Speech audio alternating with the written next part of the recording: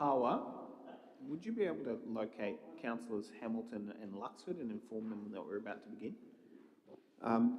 Dylan, I've found out that Councillor Luxford is joining us online, apparently. Hamilton, sorry.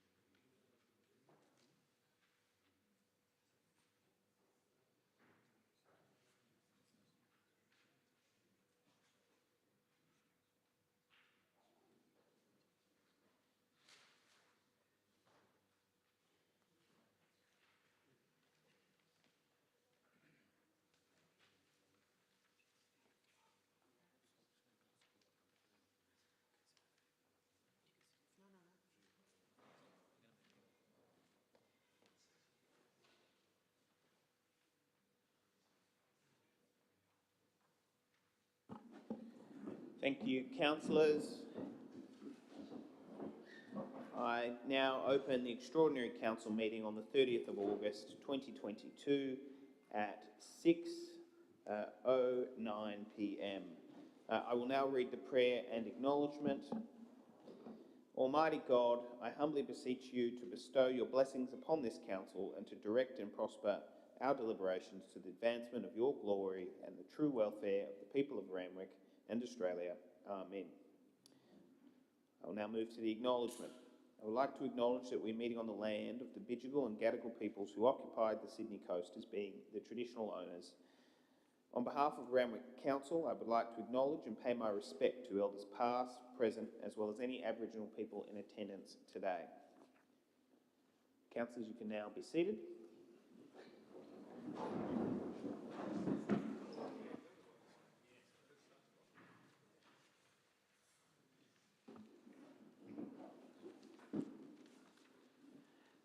Just before I begin, we actually have slightly different microphones this evening.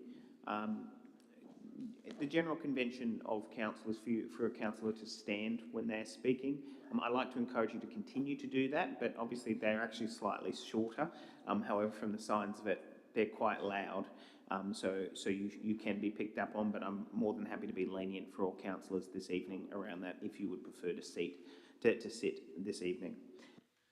I now call for apologies and leaves of absences. I have received a request from Councillor Hamilton to dial in via audio-visual link as she is ill. Are there any other apologies? There being no further apologies, can I please have a mover and a seconder? Okay, moved Councillor Burst, seconded by Councillor Chappell. Thank you. Councillors, what I'm now going to do is move to declarations of pecuniary and non-pecuniary interest. Normally I will just call them as they come out, but what I might do, just to make sure that I don't miss anyone and we go through, I'll go around the horseshoe, and if anyone is either not ready or would like me to come back to them, I will come back to them afterwards, but just to do it individually if that's all right. Beginning with Councillor Hamilton dialing in online. Councillor Hamilton, do you have any declarations? No, I don't have any. Okay, thank you. Councillor Pandolfini? No. Okay, thank you. Councillor Nielsen? Yes, I have two. Non-significant, non-pecuniary interest in Director City Planning Report number CP 44/22. Your say submission number 38 from Keyland Consulting is on behalf of the Randwick Labour Club, 135-139 Nelson Road. I'm a member of the Labour Club, however the Labour Club site is not subject to any changes through the planning proposal and the location is currently subject to a separate planning process associated with the Randwick Junction Town Centre. I'll be voting on the matter. And the second non-significant non-pecuniary interest is in Director City Planning Report number CP 47/22, Heritage Conservation. Mr Patrick Cunningham, the owner of 1 Berwick Street, Coogee, the property submitted for listing as a heritage item during exhibition, is known to me through the Labor Party, and he was a Labor candidate for East Ward during the 2021 local council elections. As Mr Cunningham's request for the listing of his property as a heritage item is not recommended to be included in the current planning proposal, I will be voting on the matter. Thank you. Councillor Veitch. No. Okay, thank you. Councillor Hay.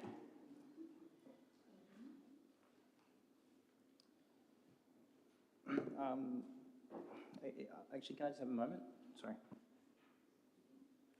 Okay, no worries. I will go past Councillor Hay and Luxford and go to Councillor Chappell, and I will return to you two in a second.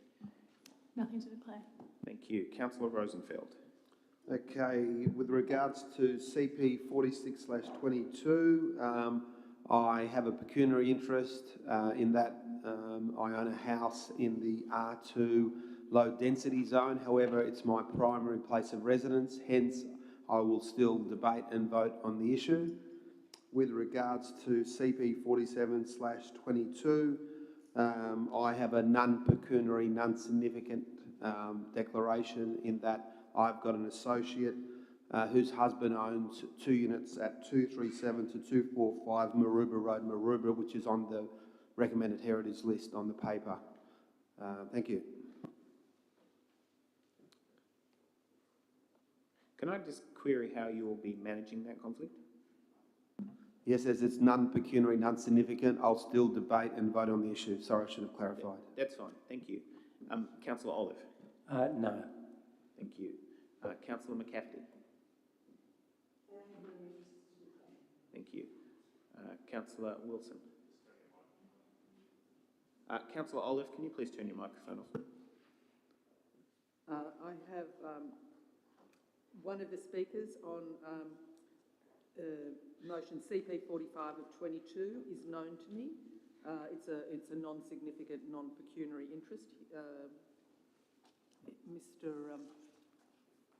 Where's my list of speakers? Mr Dracos is my son's boss, but I will still continue voting on that motion. The CP 47/22 regarding the heritage conservation, one of the applicants, or an applicant for heritage conservation, is known to me. He's ran second on my ticket in the local government elections, but his application is not being considered tonight, so I'll continue to vote in that motion. And Councillor Nielsen mentioned the Randwick Club, and it's associated with one of these motions, but I'm not exactly sure one, but I am a member of the Randwick Club. Thank you. Councillor Sid.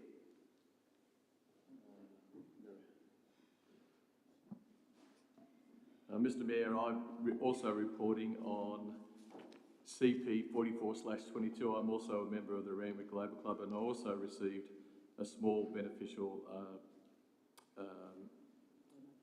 donation in the 2017 election. So it's non-significant, non-pecuniary, and I will be voting on that. There is no matter, it's just a submission, sorry. Also, I have been removing myself from the CP 47/22 Heritage Conservation.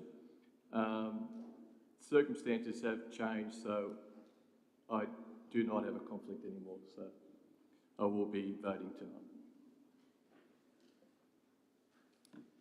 Councillor Burst. I have a pecuniary significant interest in CP 48/22. I have a property that's listed in that area, so I will be leaving the room when that comes up for debate. Thank you. Councillor D'Souza. Thank you, Mr Mayor. I have nothing to declare. Thank you. I will now return to Councillor Hay.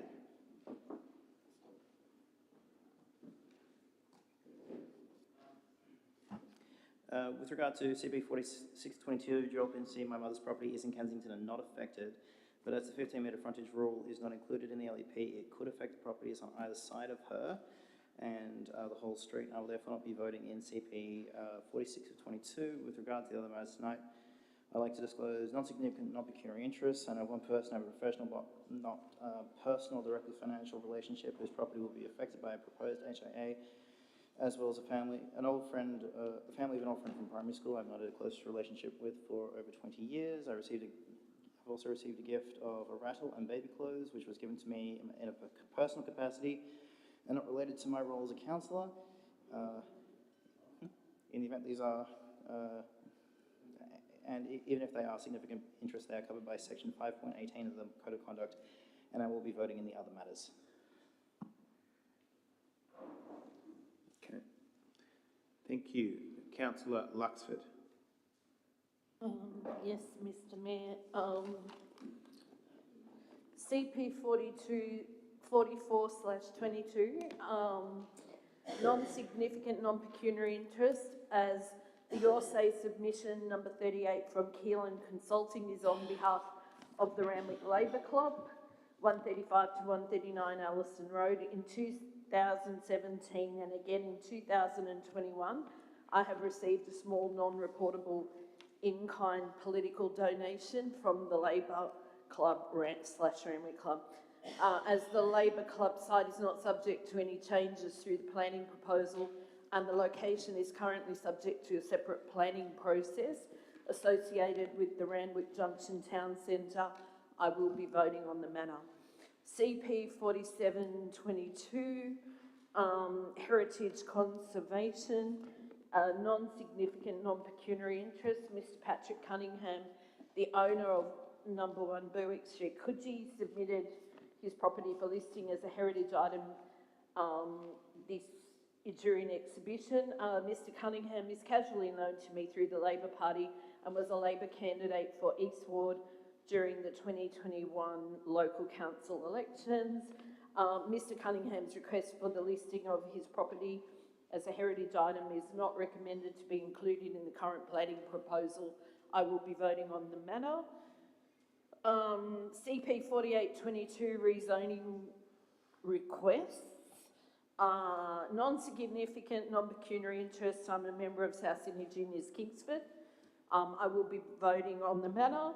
And the speaker, Mr Anthony Cases, is known to me through his local real estate dealings around the area, but I will be voting. Thank you.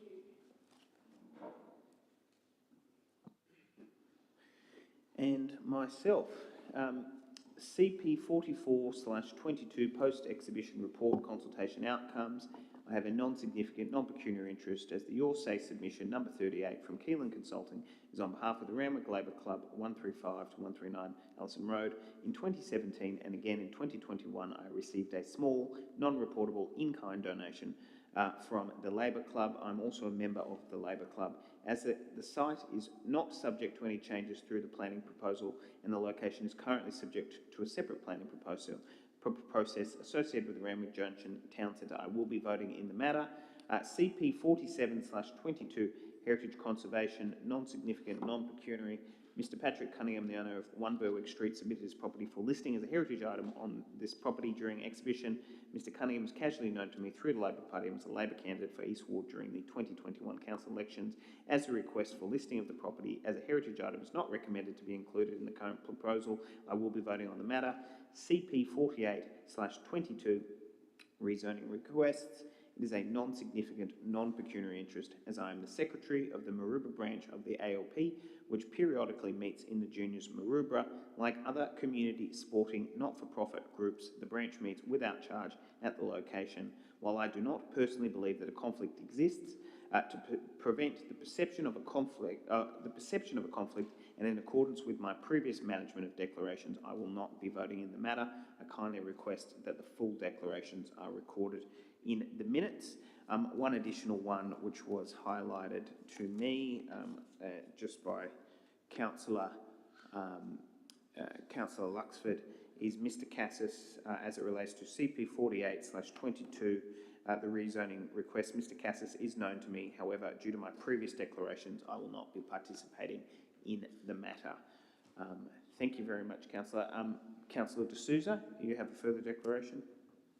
Mr Mayor, after hearing you speak on CP 48/22, I too am a member of South's Juniors, so I, again, non-pecuniary, non-significant interest, but I will be voting on the matter. Thank you. Thank you, Mr Hay. The same declaration I'm with South Juniors. The same declaration as null. Thank you. Councillors, at any point, if there is a declaration which becomes apparent to you or an association, feel free to interrupt the proceedings in order to call them out. I will accept them at any point and allow you to manage those particular declarations. Thank you to the public for bearing with us. It doesn't normally take that long, but due to the nature of this particular evening, I think it is more than appropriate. I will now call out the chairperson's announcement, the privacy warning. In respect to Privacy and Personal Information Protection Act, members of the public are advised that proceedings of this meeting will be recorded for the purposes of Clause 520 to 523 of the Council's Code of Meeting Practice. Audio-visual recordings of the meetings are prohibited without the express permission of Council. A person may be expelled from a meeting for using or having used an audio-video recorder without the express authority of Council. All members of the public addressing this evening's meeting will have a maximum of 4 minutes in which to put forward their case. There are no extensions available. Presenters will be stopped when their 4 minutes has expired. Councillors may, however, ask questions of the presenters at the end of each public submission. Members of the public are under no obligation to answer those. Our first speaker this evening on item CP 45/22, Randwick Comprehensive LEP Planning Proposal Housing Investigation Areas, Ms Jenny Askin of 33 to 43 Baronia Street, Kensington.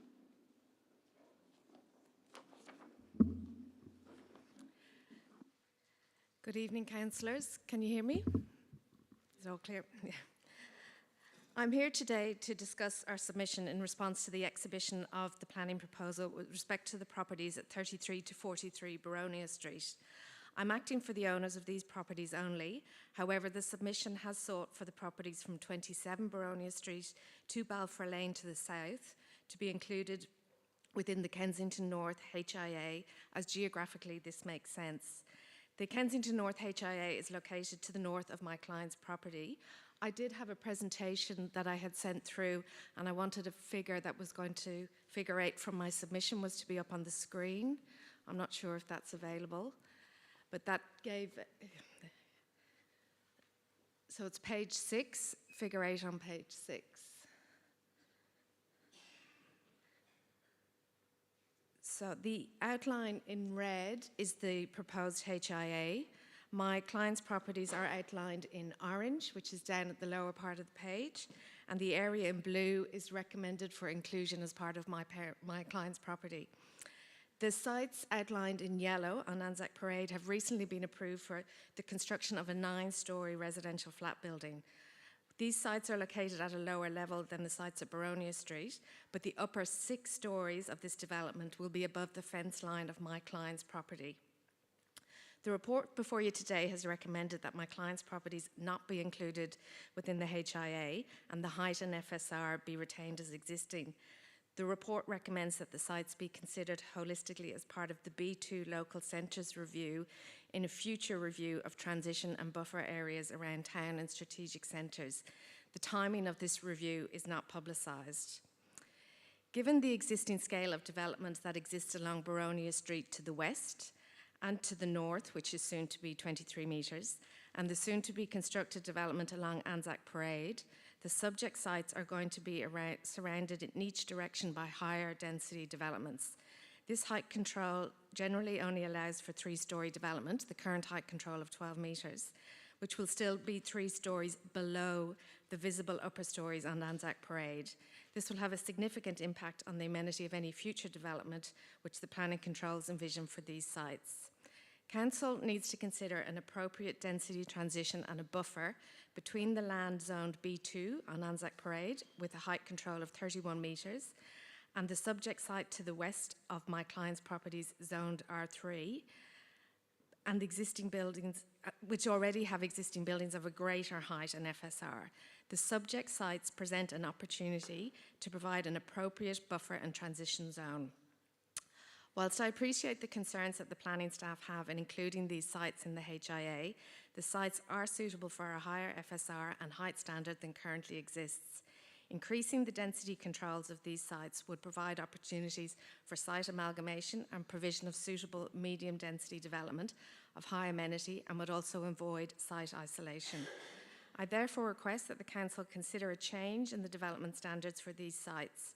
We request a consideration of a height control of 16.5 metres and an FSR of 1.5 to 1 for the properties between the HIA and Balfour Lane to provide an appropriate transition. This is actually slightly less than was included in our submission, but it's in line with the controls which are set out for the part of the HIA that's at the section at Doncaster Avenue and Carlton Street. And I refer you to that's set out on figure 6. The timing of the future B2 review for these sites is unknown, and in the meantime, these properties will be surrounded to the north by higher buildings, 23 metres, and to the east, 31 metres, with existing higher buildings already to the west. I'm happy to answer any questions that you may have, and thank you for your time. Well done, exactly 4 minutes. Oh. Councillors, are there any questions? There being no questions, thank you very much.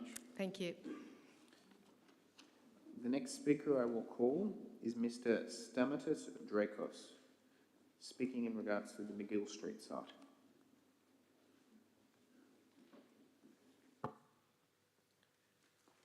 Good evening, councillors. My name's Stamatis Drakos. I'm here to speak around the McGill Street area in Randwick, opposite the new building, the new hospital building. I'm here to speak regarding the FSR that's been proposed. It's been proposed at a 1.8 to 1 ratio.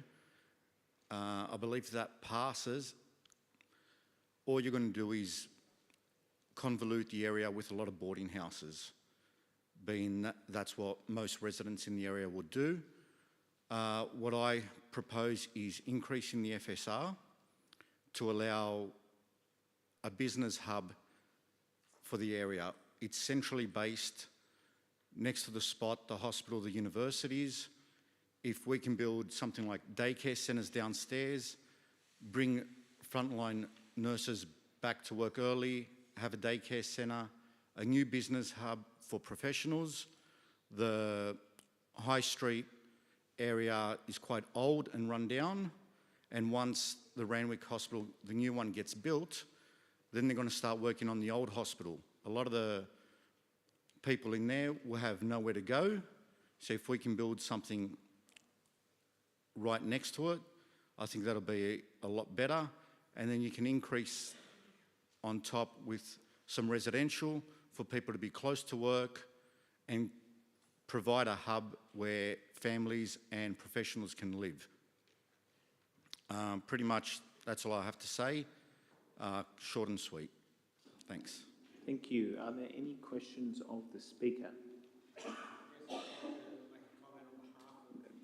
Look, thank you. While I understand there is only a registered speaker, the questions relate to councillors, as there are. Councillor Booth. Thank you, Stamos, for coming forward. What's your actual interest in this? Do you have a property in the street, or...? I do. I'm a resident of McGill Street. I've been a resident for the past 18 years. My wife has been here all her life. I've got 4 kids at a local school, and I have 3 businesses in the area, so I'm heavily invested in the community. My family all live in the Randwick area. So it's somewhere I would like to stay, but I don't want boarding houses surrounding us. I think that's just going to cause trouble. The K2K is built for that. That's what that's there for, student accommodation. I think we need to build a hub and make it viable for the area for the long term, not just for tomorrow. Thank you. And actually, you actually make sense. Thank you. Thank you. All right, bye.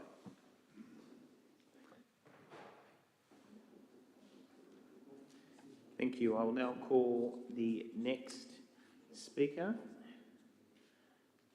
I apologise if I mispronounce your name, Mr. Goran Stajanovic.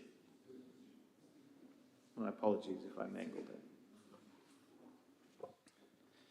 Good evening, councillors. My name is Goran Stojanovic. I'm director of X-Space Design Group. We're the architects for 413 to 417 Anzac Parade, and we just started working on the project, and we just became aware of the considerations in regarding to Kensington South. We had limited time to prepare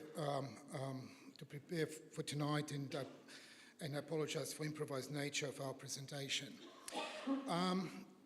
Essentially, if you look at the map, we are working just north of Kensington South in that blue triangle.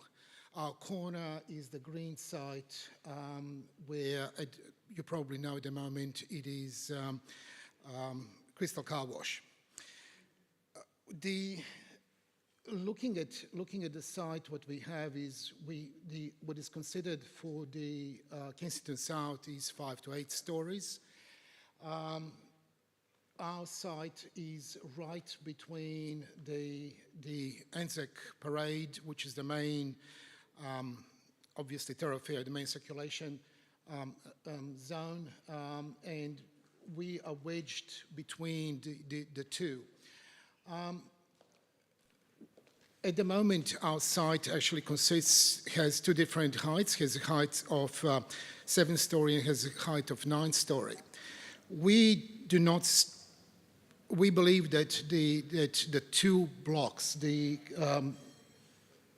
under consideration Kensington South and the triangular site that we have marked there, actually are very close contextual fit. We can't separate the two. We cannot actually be considering what is going to be happening with Kensington South without addressing what will happen in terms of urban design with our site, which is interfacing, as I said, Anzac Parade.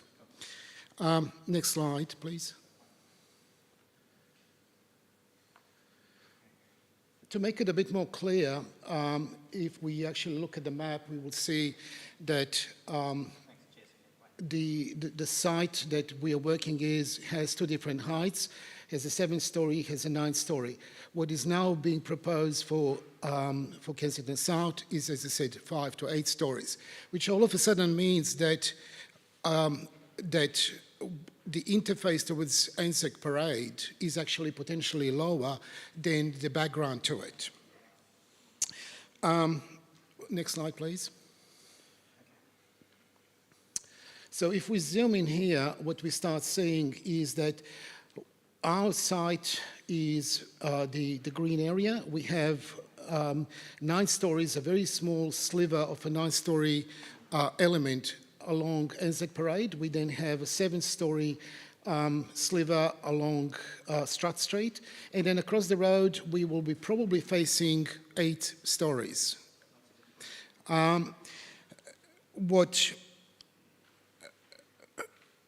In terms of the, at the same time, we probably have one of the most prominent corners, which is the acute corner towards Anzac Parade, which is always a potential for interesting architectural development.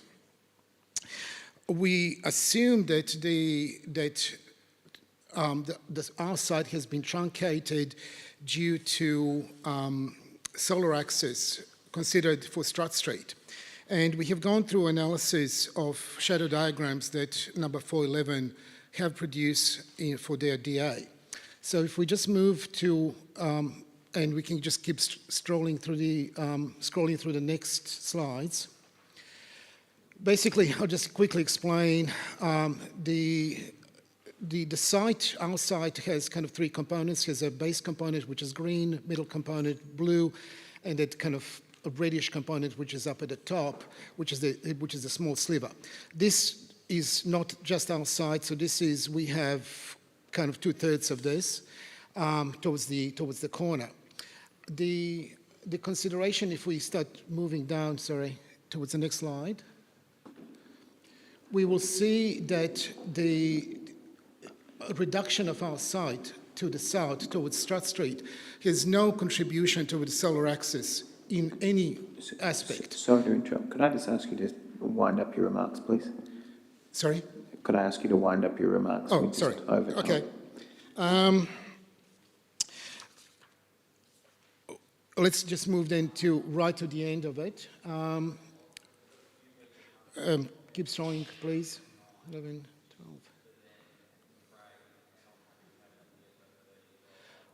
12.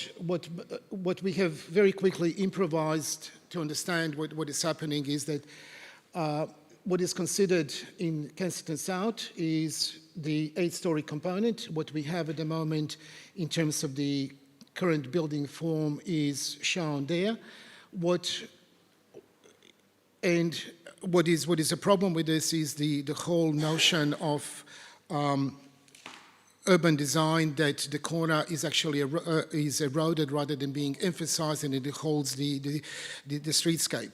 So what we are basically saying that in consideration of Kensington South, please move to the next slide, we need to... Sorry, sir, I really need you to wrap up your remarks. Okay, I am finished. I think the council needs to consider this triangle as part of Kensington South, and I'll leave you with the opportunity that exists for that.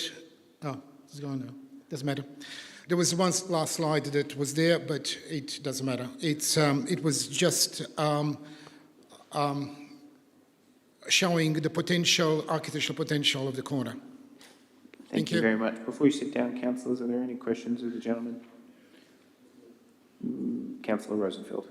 Yeah, Goran, thanks for coming in. So what you're saying is you want your site to be included in the Kensington, the Kingsford South HIA. Is that correct? What you're indicating? That's correct. Okay. Thank you. Thank you very much. Councillor Hay.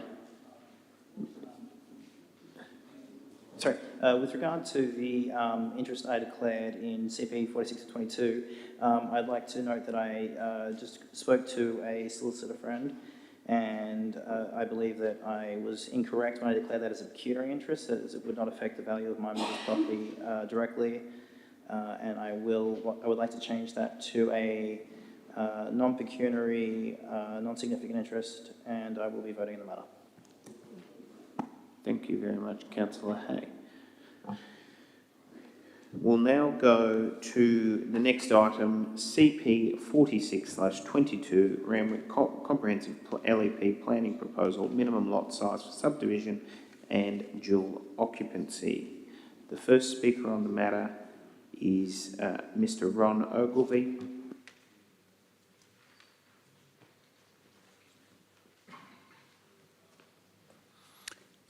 Thank you for your time tonight. I'm speaking about this change. It will negatively impact a lot of long-term residents and short-term residents in the area.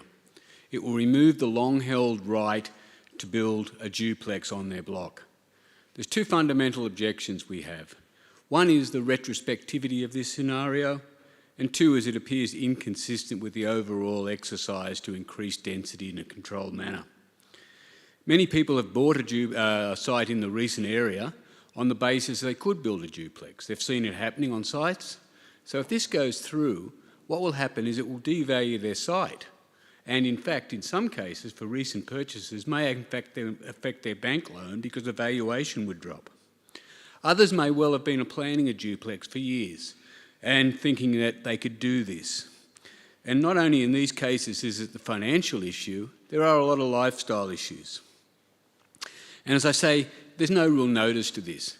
In Australia, we've had a tradition of not doing things retrospectively. And I show you a classic example was the capital gains tax. When capital gains tax was brought in, existing properties were not impacted. You knew what happened when you were going forward. The whole idea of the change they're talking in this area is to increase density, to allow more people to live. This will actually mean that those duplexes that won't be built will now have to be replaced by high-rise development. If we took 400 of these over the next 10 years in this area, that means 400 more units have to go because we're still going to have the number of people who are coming in. And we ask, why do we suddenly have this arbitrary, it's moved from 450 to 550? What's so different? We have terraces, we have semis.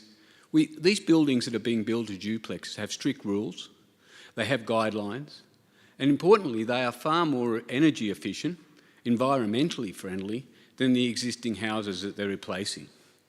And none of the houses that they're replacing are really heritage houses. The area hasn't been around that long. The other reason is that, from a long-term resident, my point of view, the strategy that many of us were thinking of is allowing our children to stay in the area. By building a duplex, when children may even help us do this, one could move into one side, we can stay in the other side. As we get older, that will help us people stay, therefore take some pressure off the aged care system. And then in due course, it would allow both our children or some of their children to come back and move into the area. So it allows them to come back into here. And as I say, the fact that we've got no notice of this means that this plan that we've had, and I know others in my area have had the same thing, have suddenly been taken down, and we don't quite understand why. What's suddenly the difference between 450 and 550? Why would we do this? So what we're saying to the council is, please, let's think through this. What are you doing here? If you're trying to increase overall density, which is, we understand, with the population, surely allowing people to build well-constructed, well-designed, energy-efficient, environmentally friendly duplexes on these sites is a better proposition than forcing us to build more high-rise in that area. So surely you should get some sort of a transition period at least, some sort of understanding of what we want to do. And I go back to the famous capital gains tax. We've seen the same thing even in criminal law. We never change the law and say someone who committed something last week is going to be punished. But this is effectively what is happening now. And so that's what our feeling is. We understand the whole point of this exercise, but we do believe it's being unfairly pushed on us, and it's not helping to achieve the overall gain that's there. So thank you all. Thank you very much. Are there any questions of the Speaker? There are no questions of the Speaker. Mr. Kelly, could I just please have it noted in the minutes that Councillor Hamilton has left the meeting at 6:44 p.m. Thank you. I'll now go to the next speaker on the matter, Mr. Bruce Carlsberg.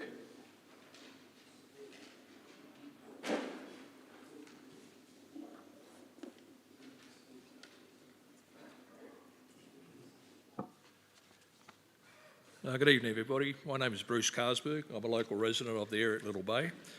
I'm here tonight to talk about the minimum lot size and the RLEP from 800 to the proposed 550 square metres. I've also read the comprehensive and well-researched submission for public exhibition prepared by your professional team of planners and council officers who, may I add, have unanimously supported a reduction of 550 square metres in the new RLEP. The community have also voted in support of these submissions on public display, and furthermore, you councillors on your previous Gateway Determination meeting last year voted in favour of 550 as well to go in as a public submission. So tonight I ask you to support the professional team of planning officers who have invested a considerable amount of time and effort and come into the conclusion for a reduction to 550 square metres. I'm also asking for the council to support this decision and to support the overwhelming response from your community. I ask you to listen to the voice of the people who, may I remind you, have elected you to serve us in your best interest. Supporting a reduction to 550 square metres in RLEP will effectively harness the CDC process, which currently is open to interpretation. From July 2018 to August 2021, out of all the approved applications for dual occupancy, 79% were in excess of 550 square metres, where 21% were 550 and between that and 450. This indicates to me that 21% of the applicants were well aware of how to circumvent the process and how to take advantage of it. And I talk mainly on developers in that process.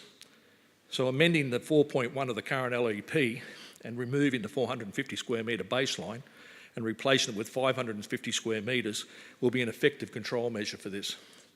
If for any reason tonight you decide not to support a reduction to 550 square metres and would rather support a 650 square metre reduction, I'd like you to consider the following points.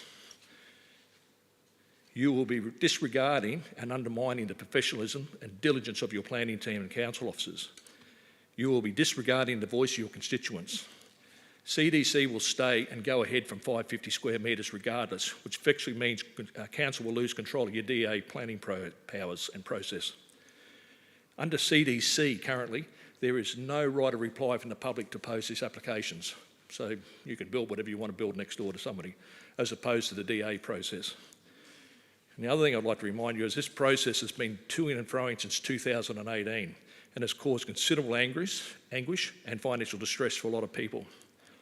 So please carefully consider this in your vote tonight. I ask you to approach this with an objective view and not a subjective view. I ask you to vote on the data, facts and figures from the public submissions and not from a personal standpoint. I can see no valid reason for a vote against these submissions, or otherwise you would be derelict in your duties.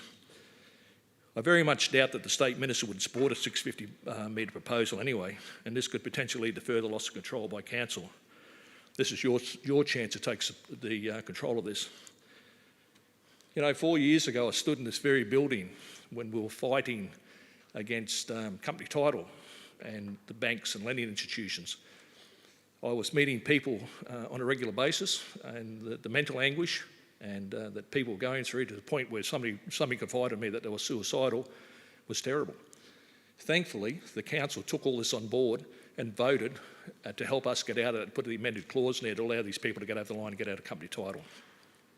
So what I'm asking tonight is you take that same care and consideration, listen to what's been said, listen to the voice of the people out there, and take all this into consideration and do the right thing by us. I'd also like to take this opportunity to express our concerns and hope that you vote in favour of the reduction from 800 to 550 tonight. And thank you for letting me have the chance to get up and address you. Thank you. Are there any questions of the Speaker? I have a question of the Speaker. Could I just ask what date it was that you purchased your property? What was that? On what date did you purchase the property that is affected by this decision? On what date? My hearing's not the best. What date did we purchase property? Yes. For the company title you're talking about? Yes. We bought that in 2016. Everything was going along quite well. We bought the company shares, and for whatever reason, the banking institutions overnight effectively stopped lending on company title. So people that were there, they were heavily mortgaged, couldn't sell their properties. Nobody, unless you had a cashed up buyer, nobody wanted to touch us as company title. So it was I had an interest in that as well. We had a company title process at the moment, at that time, and we went it through there, and you know, I was so grateful of what the council did to support us. That was amazing. The banks weren't supporting us, but the council did. And that's my point here again tonight. We're just asking that you listen to the voice of the people, look at the facts and figures that are being put there like was done last time, and vote objectively. You know, I mean, we're not here tonight to put a personal opinion on anything. It's all about facts and figures. You know, we can say, I'm not agreeing to this because I don't like these type of developments, or I don't like blocky developments, or whatever it may be. You've got to take that out of the equation and vote with your head, not your heart. So. Thank you. Are there any other speakers? Questions? No? Thank you. Thank you. Next speaker is Mr. Rick Hoffman. Good evening, councillors and members of the public. I'd like to echo the sentiments of the gentleman prior to this guy. I'm in the position of doing this for my family. I believe that I was heading in the right direction. It's come to my attention that this amendment of 550 is going to affect me by about 20 square metres. We have gone down the road and invested. I don't want to speak on a personal, but certainly there are some delays in the process that have been caused with weather and I believe driveway applications. My people have said to me that's where we've got a problem. If I invest any more money, it's going to be a waste of time. But my hope was to have my sons taking the place beside me. I'm in Kyogle Street, where there are already about 4 or 5 of these. I've got a good block of land. The house is old. It's inefficient. This will come in line with environmental practices of today. So that's all I'd like to say tonight. I hope you can look at a 20, 30 square metre difference. To me, doesn't make a lot of sense. So that's all I have to say. Thank you for listening to me. Thank you. Are there any questions of the Speaker? I saw a hand up from Councillor Said, then Councillor Rosenfeld. Right. I'm just wondering, is it the 450 that you're 20 square metres under? Yes. Or just over 450, sorry? Mine's 520, so I just miss it. If it goes to 550, I'm going to miss out. I've invested some considerable funds and I've still got a bit more to go, and so it's my fault that I didn't realise this was happening.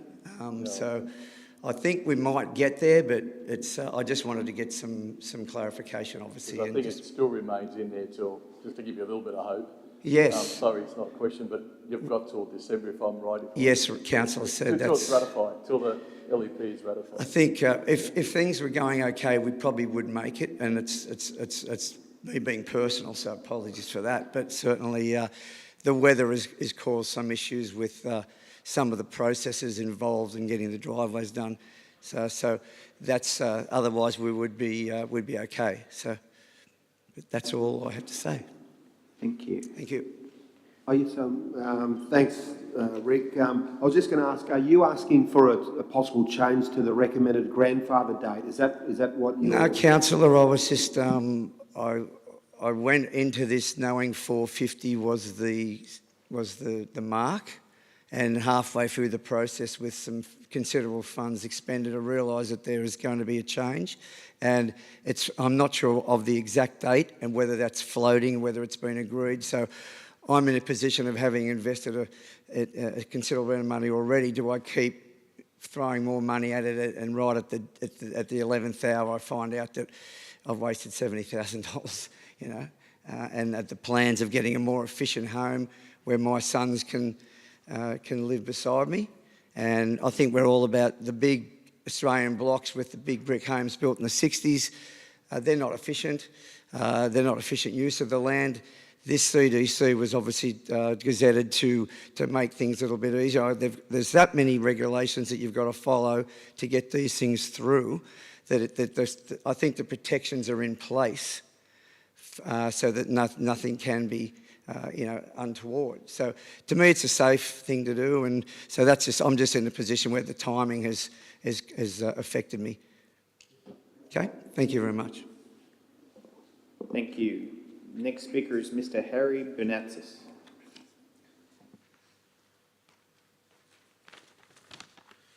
Good evening, councillors. I'm actually in a very similar position to the last gentleman in that I've got a duplex site that's about 510 square metres, and when I purchased it last year, it was under the 450 square metre regulation. I thought, oh, sweet, I'm over that. I'll build it, I'll sell one side, live in the other side, and go from there. But obviously, we're now looking at the new proposals where we're going to need to be 550 in order to subdivide.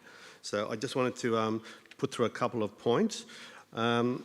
So a suggestion is that I'm requesting that you all consider that circumstances such as mine be considered, dual occupancies that were approved between 2018 and prior to these changes in 2022.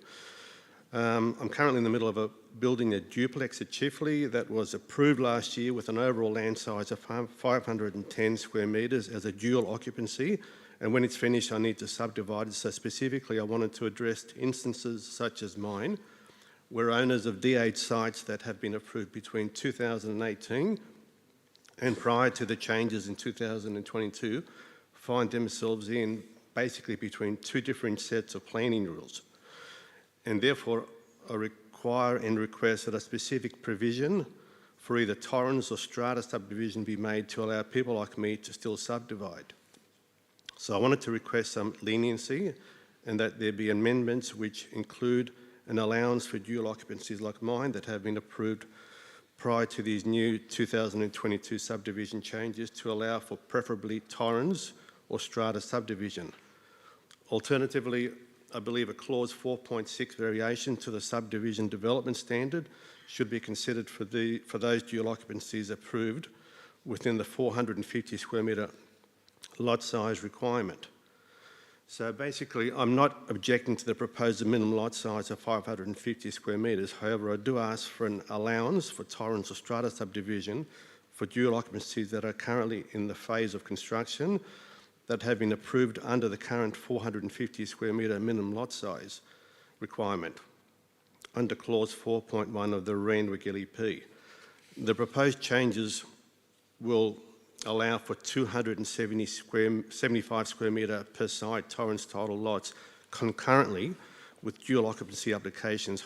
However, sites that have already been approved for dual occupancies would have a slightly smaller minimum lot size that will require a variation to the 275 square metre per lot subdivision, considering they were approved on lots of minimum 450 square metres and not 550 square metres.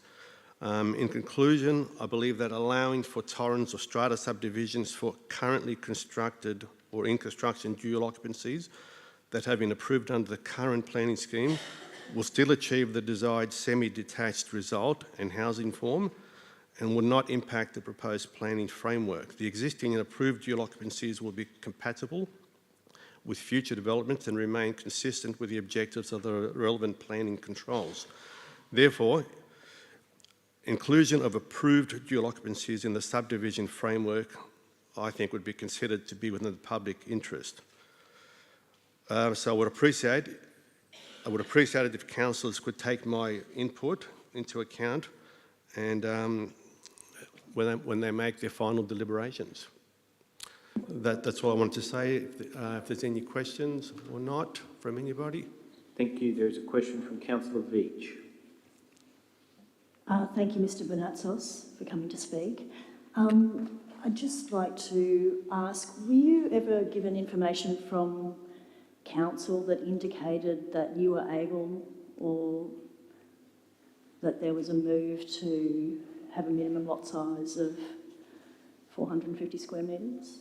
Well, when I purchased the site... I don't know that that's ever been under consideration. Yeah, when I purchased the site at 510 square metres, I did my normal checks, etc., and I was told 450 square metres and over, you can go ahead and build a duplex. I didn't realise till later that you can't actually subdivide it.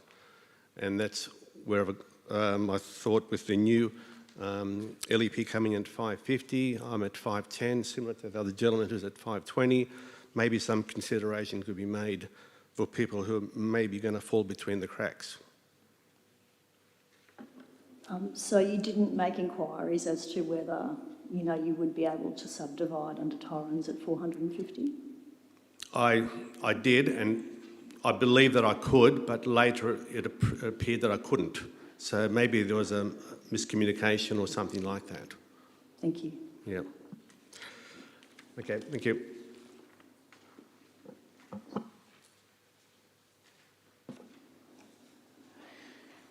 Thank you. The next speaker is Mr. Adam and Dean Sherry. Good evening, councillors. Yeah, you may or may not believe it, but we are brothers. So my brother and I are the proud owners of 1304 Bunurong Road, Phillip Bay. It's a property of 543 square metres. DA approval number was DA 852/2018. It was the demolition of existing structures in the construction of a dual occupancy with a basement garage and associated works. We lodged it on the 23rd of the 11th, 2018, and it was approved on the 5th of July, 2019. I'll pass you over to Ad. Yeah, we just believe it's really all about affordability in this instance, and the reduction is really supporting that. There's many ways it's affordable. We've heard many of the people speak about it here tonight, whether we're buying it as brothers and then sharing the cost of buying the site and then building it to have a more affordable way of living in the area and staying with your family, or as a few other people have done here tonight, build it with their children on existing homes, or whether it be buying an existing duplex as an affordable entry point to the most affordable entry point to the area besides a unit or a townhouse. These are really increasing those options. before we knew that could be a potential, had to do a company title subdivision at the time of purchase. However, being initial first home buyers and doing what most children do these days is go to parents as a guarantor for a mortgage, and having a guarantor and a company title on the mortgage is not an easy thing to do. And we couldn't borrow in that capacity, which is, I think, causing financial stress on many people who are in the same situation as us now. So yeah, as Adam said, we weren't able to buy the property in a company name, which had issues with us financially as well. So in our current situation, the duplex is built in one line, and as a result, I completely lost what I was going to say. Basically now going for any type of financing in one line is really difficult. So we're stuck with the property in one line, which you try and go for finance, you get your property valued in one line. There's a significant reduction to that valuation, and I know this because I'm actually a valuer, and this comes past my desk on a daily basis of people actually living in this area who are struggling to get any type of finance because they are stuck in a single title. Everyone already knows and might say that people valuers value things below. Well, imagine getting a valuation that comes back which is already probably low, and then they chop 20% off it because that's the way the banks instruct you to do it. So you're basically stuck with a product where you're getting left with a really short LVR and paying high interest rates because these planning laws are not allowing people to subdivide and causing financial stress on people that live in your community and want to stay in this community and live in this community for their whole lives. So if we want to, at this point in time, try and subdivide under a company title to, beat the date again, which we missed back in 2018 because we couldn't afford, to put forth the design for a DA, we're up for another $180,000 in stamp duty to transfer it to a company name, which obviously, we can't pocket that. I've got 3 kids at home. My brother's got 1 child at home. Interest rates are rising at a drastic rate. And with, as Adam said, with the value of our property being slashed by 20%, our LVR goes up, which means we continue to pay a higher interest rate, which we just can't afford at this point in time. We've lived in the Randwick area for about 70 years. That's where the grey hair comes from. So, my grandfather moved here. I grew up in Maroubra, and now we've moved out to Little Bay so we can continue to live in the community that we've grown up in. But, again, we're just under the 543 square metres, and every day I back out of my driveway and I look at a duplex next door with the same amenity that's been subdivided under Torrens title, and I now see 4 or 5 duplexes being constructed that will be subdivided under CDC. In terms of property, you couldn't get anything more identical. There's a property right next door to us with the exact same everything, and they're subdivided in a Torrens title subdivision, and we're sitting there under one title. Thank you very much, gentlemen. Are there any questions? Councillor Burst. What was the address again? 1304 Bunnerong Road. Okay. Is that the one with the Hamptons concrete? looking. Yeah, Hamptons looking pitch, yes. White House with a garage, yeah. With a basement garage. Okay. So what you're asking for is if it's possible to Torrens title the properties, is that what you're saying? Yes, that's what we're asking. Are we able to look at whether there's an opportunity to do something under an amnesty through the chair? Through to the relevant officer.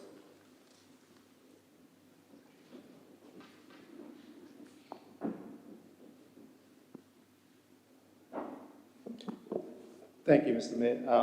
Those are matters for council to debate once it's considering the report and the council officer's recommendation. Thank you. Are there any? Councillor Burst.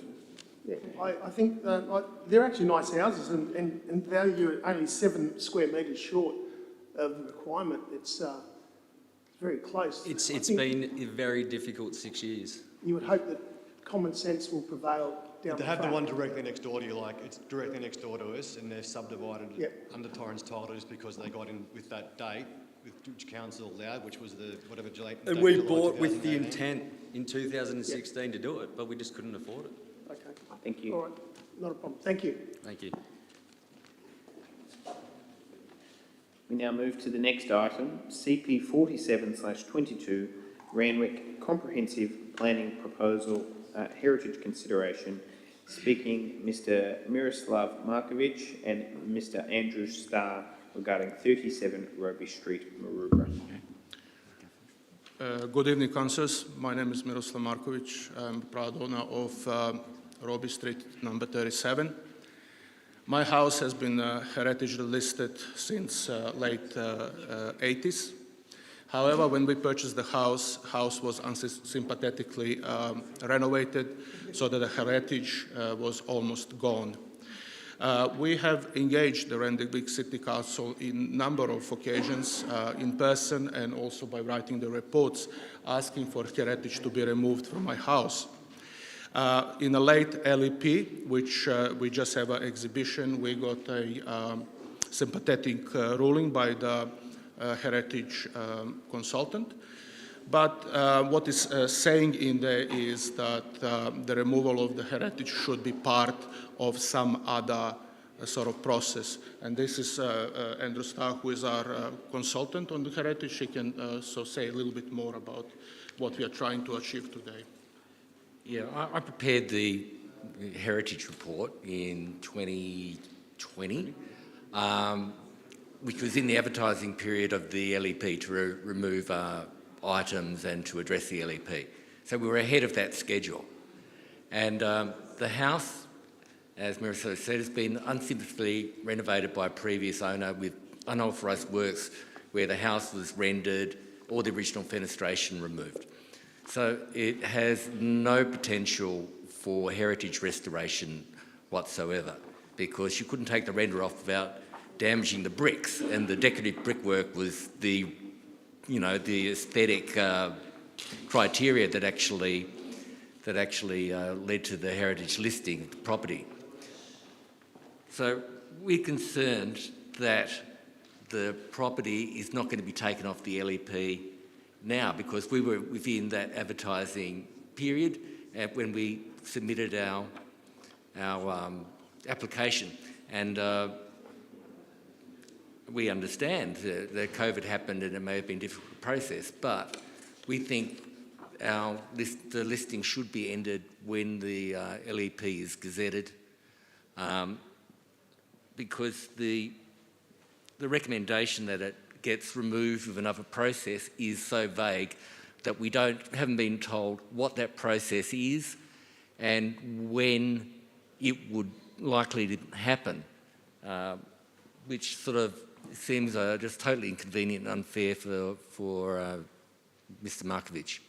And if I might say something, it is also inconvenient and unfair for the council as well, because if this doesn't occur in, say, this meeting or in the next meeting, we will have to see each other again, so we'll be debating this issue again. So therefore, we are urging you to look into my property, look into proposals that you get from your experts, and vote on it tonight, and let's sort of move forward from here.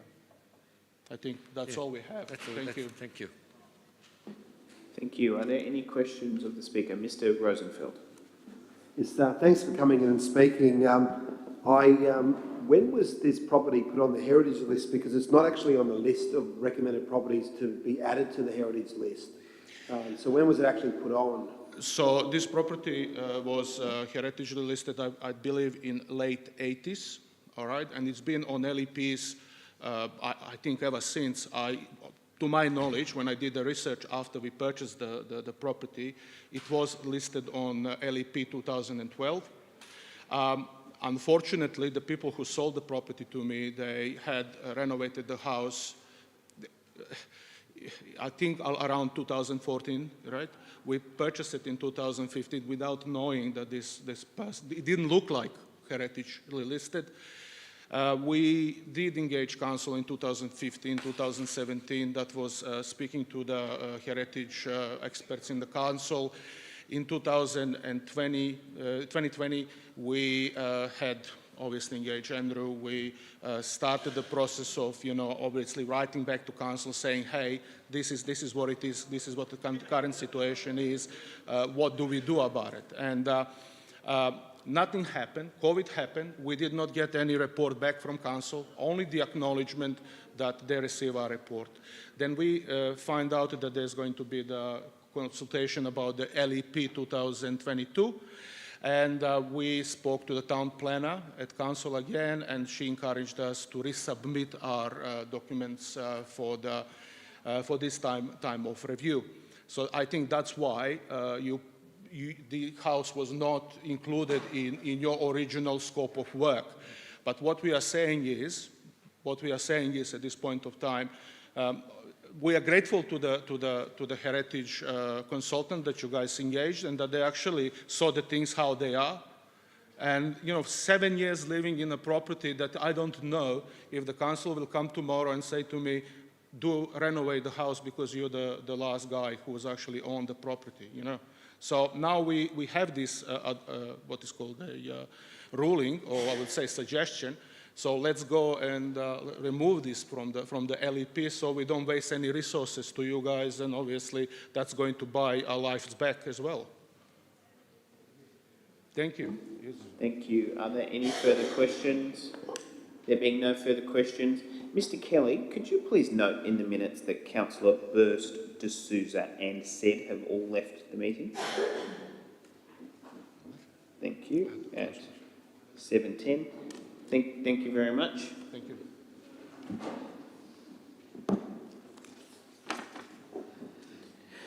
I'll now call the next speaker, Mr. Stephen Davies of 11 to 13 Abbotsford Road, Randwick. Thank you, councillors. I'm Stephen Davies. I'm a heritage consultant and planner, well versed in heritage matters, being former chair of the Heritage Council of New South Wales and actually a former councillor of Wallara Council, so I do understand the importance of planning and heritage. Our argument today on CP 4722, page 188 for 11 to 13 Abbotsford Street, is that this really was initiated by a community heritage study with only one of the pair being nominated. We believe that this was in response to the amenity of an adjoining owner.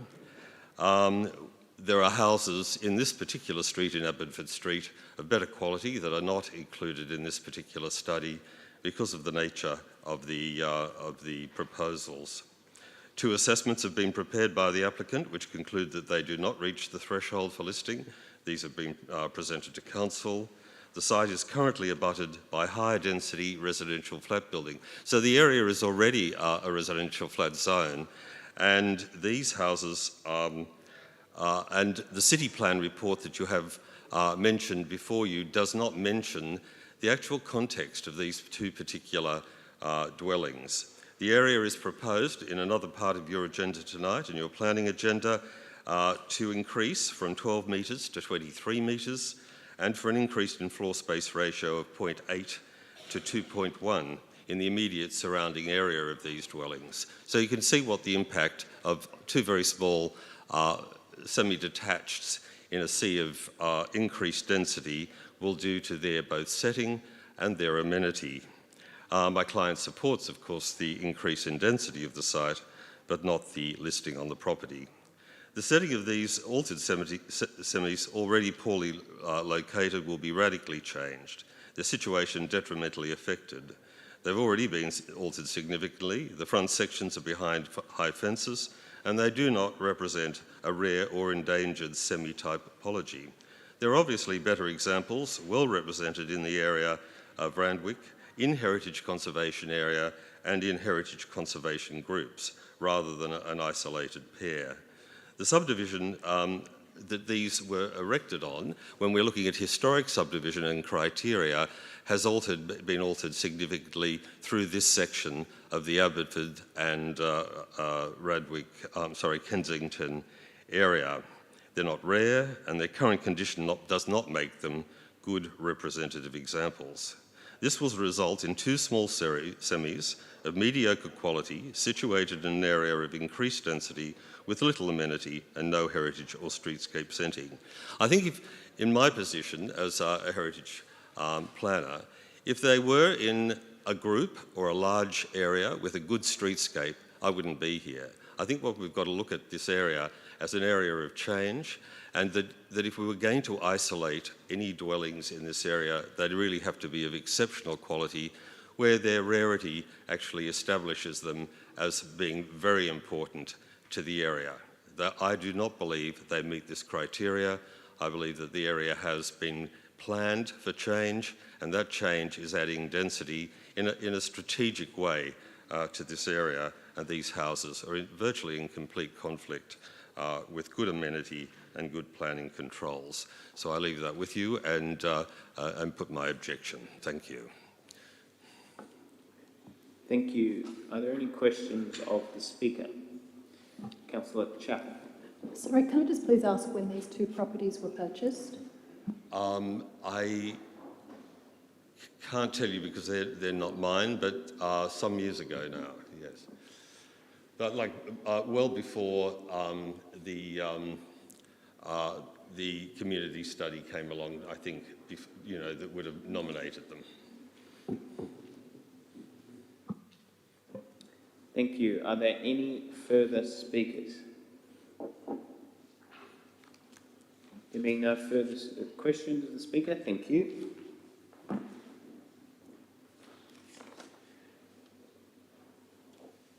Mr. Lung Yong, speaking on 237 to 245 Maroubra Road, Maroubra. Excuse me, Mayor. Sorry, the property is the same listed property. I'm Ronan Delaney, the second speaker, but I'll speak on behalf of Danny Lung. Sorry, could you just say that again? Sorry, my name is Ronan Delaney. I'm also speaking on the same property. Objection, and Danny and myself are speaking together. Okay, that's fine. That's fine. Good evening. Sorry, I'll take this off. Good evening. We've shared with you the responses to the City Planning Heritage comments, and we note that these assessments involve some potentially subjective opinions, as the last speaker just identified, especially on merit and significance. And we believe that the Heritage Consultants report that we have tendered is appropriate and that the building's significance is low. We hope that you'll agree, sorry from the slides, you'll hopefully agree that the building, particularly the rear face of the building, is not of high quality stock, and it's got very poor thermal and security measures. There's a lot of history of leaks and noise complaints for the residents because of the single glazing, the old fabric of the building.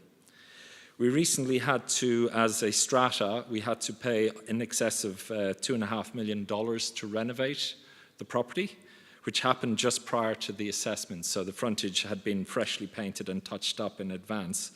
But these major works have taken a significant financial toll with a mortgage that is going to have to be paid, and it will take over 8 years to pay. You'll see from the photos that the back walls show little architectural merit and are very old and potentially non-compliant to the current national construction standards. The design of an open staircase, that is not something that we would promote, that would promote safety, sustainability, and a pleasant living space for the residents and current residents and future residents. The shop units also lack amenity, and they've got minimal services.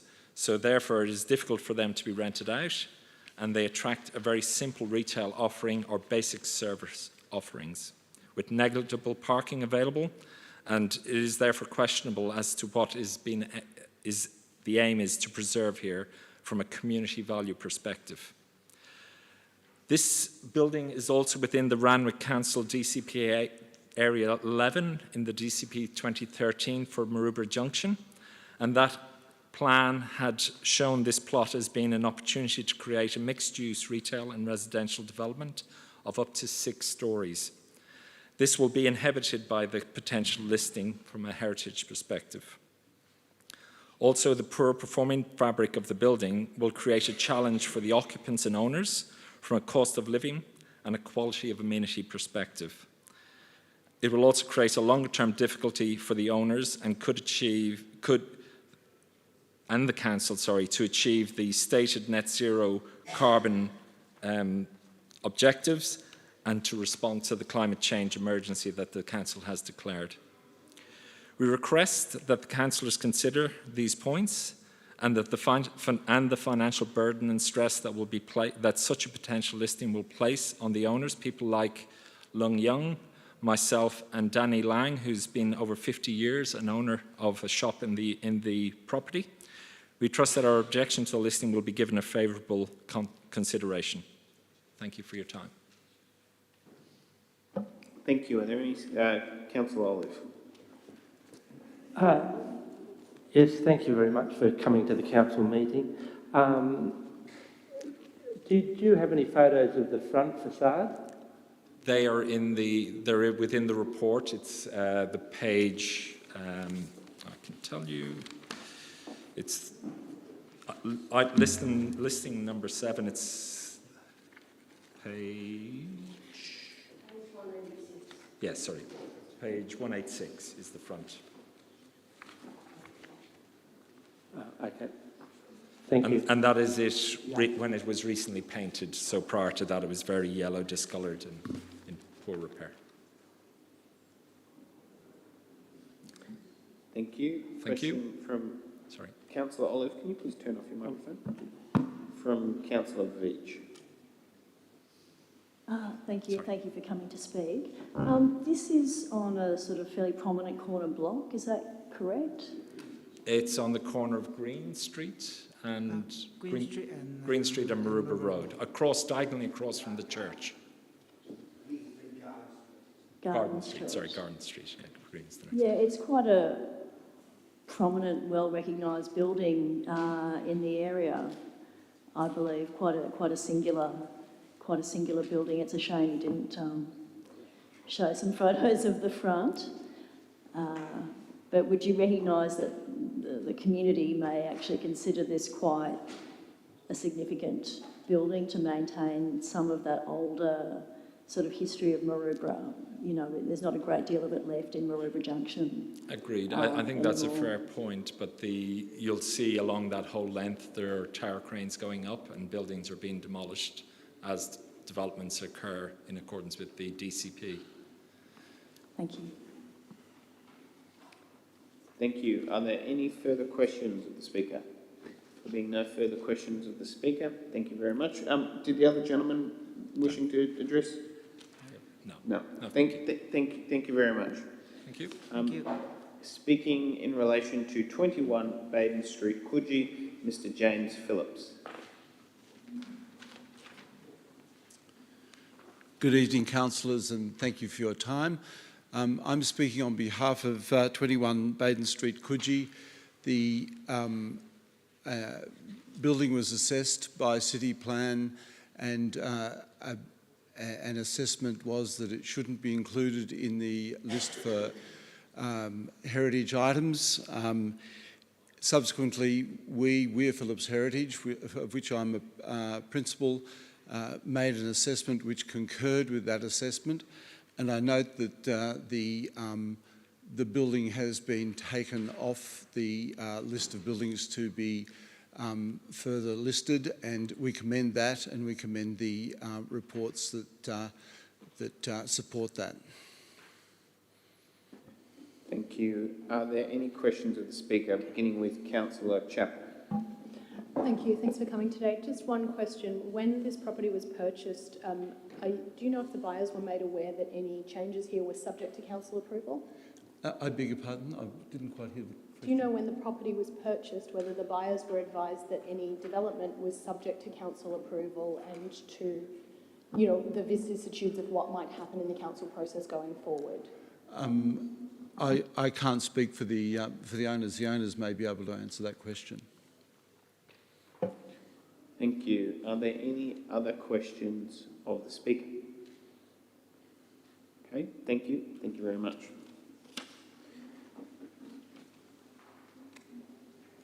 Mr. Tim Saunders, speaking on behalf of 36, 38, 40 and 42 Cook Street, Randwick. Mr. Saunders?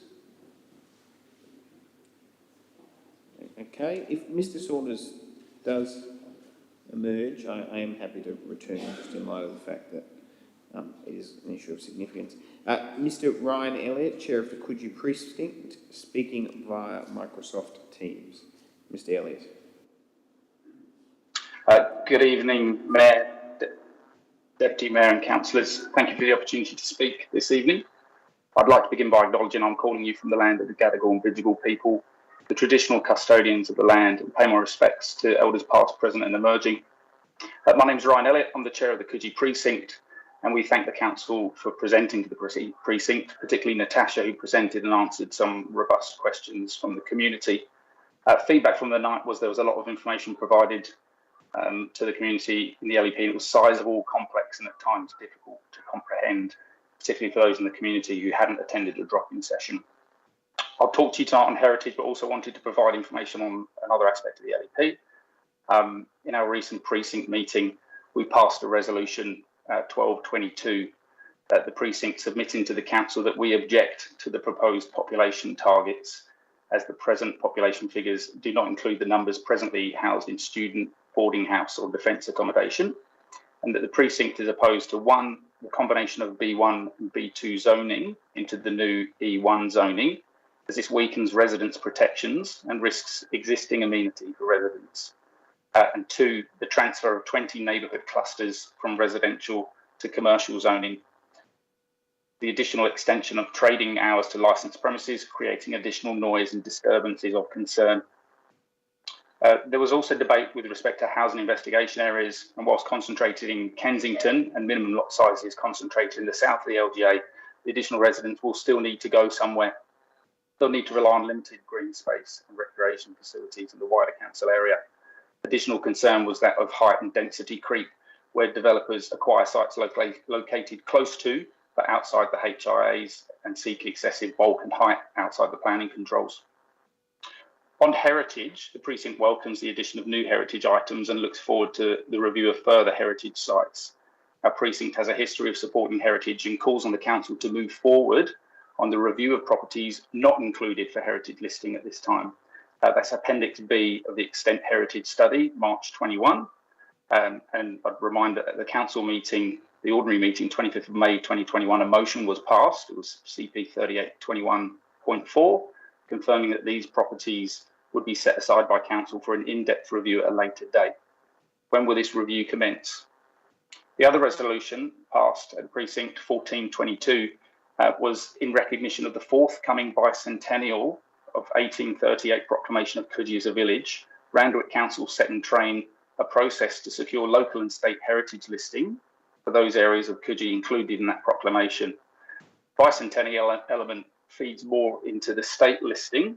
I assume local listing is too late for consideration in the current provision of the LEP, but could council start with an interim heritage listing? This idea has been floated around for a while, but as a local resident has reinvigorated efforts here. I'd ask that council consider a different approach to the business and enterprise zones. Can the status quo be achieved? Is there scope to pause and seek a better outcome, perhaps from a different state government? Regarding heritage, when will the list set aside by council in May 21 be reviewed for heritage? One of the community members on that list has been waiting for an answer for his request for heritage listing since early 2019. And the bigger picture, can Coogee Village be made a heritage precinct to protect our heritage from overdevelopment and allow for cohesive planning and design which complements our cherished heritage landscape? Thank you. Thank you. Are there any questions of the Speaker? There's a question from Councillor Nielsen. Thank you, Mr. Elliott, and thank you for coming tonight. I just have a question. I was actually anticipating that in addition to the good speech that you gave tonight, you would also have been making mention of the 21 Baden Street, could you? And I'm just wondering whether you agree with the recommendation on the business paper and that be removed. Mr. Elliott. Oh, thanks, Councillor Nielsen. I wasn't aware that had been removed. My apologies. I've been trying to listen in, but I've also been caring for my daughter solo this evening, so challenges of a working parent. The owner of that building has attended our precinct meeting on a number of times, and he and I have had a conversation in respect to that listing. The owner is clearly of the opinion that it doesn't warrant heritage protection, and I've been honest with that owner and said, you know, I guess two phase. One, the precinct viewed that it was worthy of heritage listing, and that the previous owner, which was Sir James Joynton Smith, made it a remarkable building. I think it's an interesting area, particularly with the most recent DA that's gone in on 39 Arcadia, which probably weakens heritage. There's a 4-storey block of flats proposed, which will remove the view to the heritage item 39 Arcadia from Dunningham Reserve.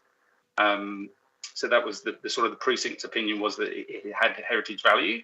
And then on a personal basis, I was honest with the owner in that I felt on an individual basis it was a very beautiful building, 21 Baden Street, and warranted preserving for the community and all those that go past it in Dunningham Reserve.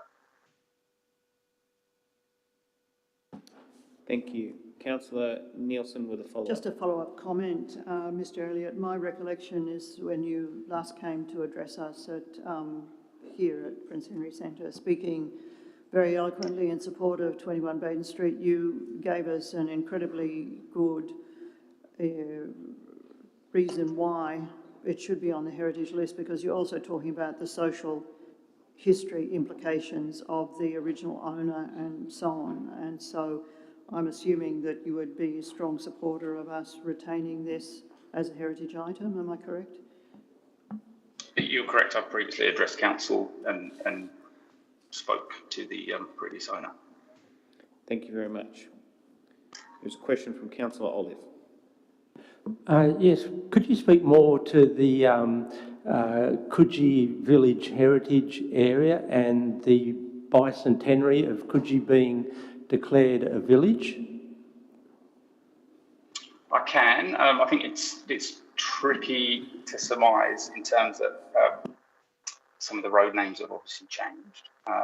But really you're looking at blocks, both sides of the eastern end of Coogee Bay Road, and a few blocks north of Beach Street and south across to Dolphin Street, and obviously the foreshore. It obviously makes mention of Wales Street and Bondi Street and Fish Street. The roads' names have obviously changed in that time, but I think if you look at particularly obviously there's the fairly contentious DA for the Coogee Bay Hotel and the impact that will have on Coogee Bay Road and the foreshore. And I think the community has been very vocally against a 24-metre proposed build where there's a 12-metre height control, supposed 12-metre height control, and what a heritage precinct would afford is a good line of sight for prospective developers to propose suitable development that enhance and improve our, the place in which we live, and complementary to the existing streetscape rather than in conflict to. I think most people would agree a 7-storey sawtooth shiny residential block probably isn't the right fit for a 1- and 2-storey streetscape on Coogee Bay Road, where there's a number of heritage items that are proposed in this LEP.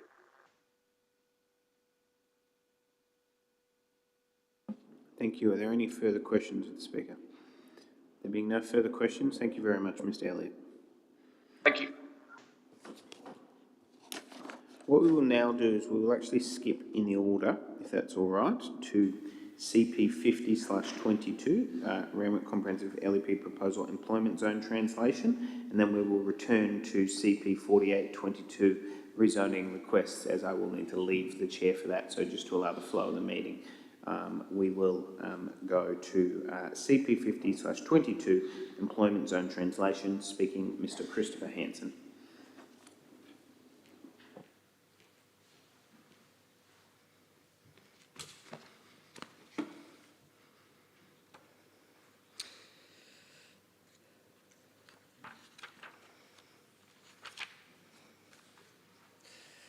Thank you very much, Mr. Mayor and councillors. Appreciate you've got a lot on tonight, so I'll keep it brief. I'd like to acknowledge the assistance provided by the Strategic Planning Manager for Randwick, Stella Agednotis, Many thanks, and I apologise for not pronouncing your surname correctly. Stella's been providing me some information for my submission to Council tonight. And that is very simply that we're aware of the changes in the planning laws that will allow businesses to operate 24/7, and in particular in the Matraville, what's currently classed as a light industrial area. The concern there is that the additional noise that's going to be created will actually be created in what is essentially a residential area, which will now be, under the new plans, classed as a general industrial area.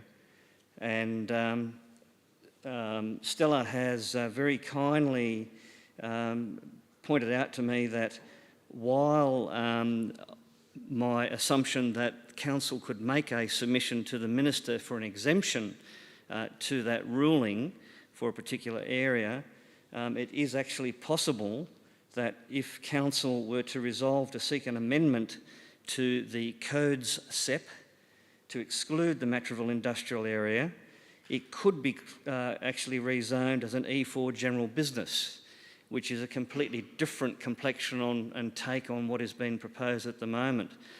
So I guess the request I'd like to make to Council is that if Council were to approach the Minister and seek that exemption, I believe that an exemption does exist in terms of operating hours based on the legislation that was introduced during the COVID, and that if Council were to approach the Minister, an exemption might be given. Thank you very much for listening. Thank you. Are there any questions of the Speaker? Mr. Sedd, Councillor Sedd. Thanks, Chris. Just wanted to clarify that you're probably speaking on behalf of the Matraville precinct and also on behalf of the residents as well, not just yourself. Yes, that's correct. Yes. Thank you. Are there any further questions? Councillor Lynch. I'd like to put a question through to the relevant officer regarding the employment zones reform implementation, which was out for consultation between the 31st of May and the 12th of July. I understand that this has not yet been finalised. Do we have a date as to when that will be finalised? Because we are, in theory, voting on this tonight, but we don't actually know the full effect of those changes. Through to the relevant officer. Thank you, Mr. Mayor. I'm not sure of the outcome that is been associated with the exhibition of the employment translation framework with the other councils that have participated in the department's exhibition process, but it is intended that it run alongside other councils that are considering it as part of their LEPs, and should council resolve to enter into these employment zones as recommended by the officers, and that would go to the department for the finalisation. Just on the standard instrument that has been made, so the discretion for councils now is to really just decide on the particular employment zones. Thank you, Mr. Mayor, and also I think the residents are very keen that the recommended amendment part 6 to include a local provision to prohibit the granting of development consent for the purpose of freight transport facilities be adopted by Council. Thank you, Mr. Hanson. Thank you.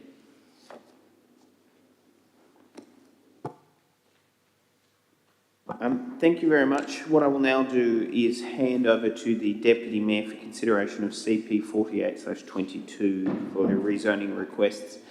Just prior to the Deputy Mayor coming to the chair, I'd just like to inform all those who are listening and waiting in the audience, at the conclusion of this, I propose that we go to an adjournment of approximately 20 minutes. It may in fact be longer. We will be returning, but it will be an adjournment of at least 20 minutes. Thank you.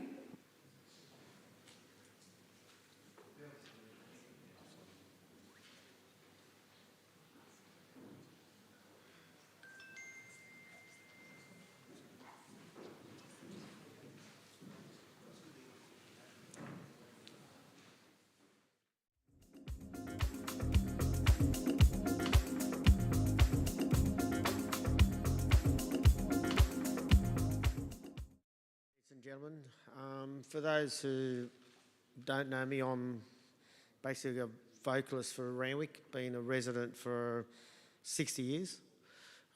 Born, bred, my old man my dad used to have a barber shop on Avoca Street, and my grandfather also resided in Randwick. So we go back probably around 100 years that we've lived in Randwick. We're one of the oldest immigrants, or probably the first immigrants that moved to Randwick, and since that time, I should say this first. Thank you very much for the opportunity to speak here. I really appreciate that. Since that time, I've seen changes through the generations where Randwick and Belmore Road has become less population as a shopping destination.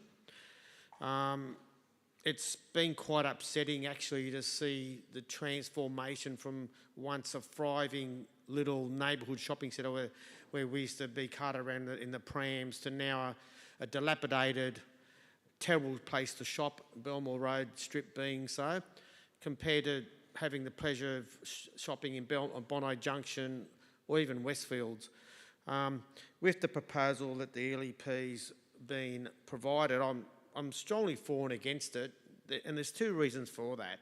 I believe that the area requires an uplift in zoning, but I don't believe the university and the hospital areas should be granted that uplift on favouritism or bias because state government is pushing the university to have more university students and accommodation. This then does not allow our young'uns, my children, my grandchildren, for the generations, to live in Randwick other than university students, and in doing so we're losing the opportunity to provide the amalgamation of properties in Arthur Street.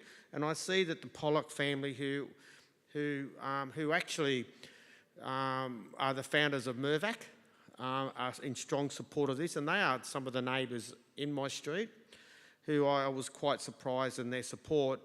I would like to see a unified progression for both Arthur Street and Blenheim Street to have the consistency throughout the development phase, and that is, if it's not the 3-to-1, we'll bring it back down to 2.5 or 2.2-to-1, but allow Arthur Street and Blenheim Street to join in, which will make up for the shortfall of units that won't be built. So let's not go to 3-to-1, let's just go to 2.2-to-1 and bring the heights down a bit, but allow the uniformity right across the scope of the street. Now, if you refer to my maps, there's maps there, and if you refer to the page, I think it's page section 4 of your book, it outlines the differentiality of the locations. Now, if we scroll down a bit further from my photos, if they're up on the screen, that is. Yeah, there you go. Now, strategic planning said that Arthur Street would be too hard to amalgamate. Well, that's not the case. I've spoken to a number of owners in the street and also made some phone calls, and they'd be delighted to be engaged with developers and the opportunity. These people lived there for a long time, and there's businesses there, to amalgamate the properties to make the street unified with the southern side of Arthur Street, Wannsee Road and High Street. Now, if we allow the zoning to go ahead from 4 stories to, I think it's, 8 stories, you're going to have 50 metres down the road, if we keep going the slides, if we can please, and we go down to Botany Street. Yep, if we look down over there, that's right, so I go back one, yep. We go back a slide, if we can, yeah, just there. You'll see across the road, which is only 50 metres away, we're going to have a monolithic 8-storey university development, and behind in Blenheim Street, if you know Arthur Street and Blenheim Street, we're going to be... If you could conclude your remarks, please. Yeah, no, I'd just like to see, just to conclude, I'd like to see uniformity right across the board, not have 4 stories and 8 stories, or have none at all. Thanks very much, and thank you very much for the opportunity. Thank you, Mr. Cassis. Were there any questions for the witness? No questions? Thank you.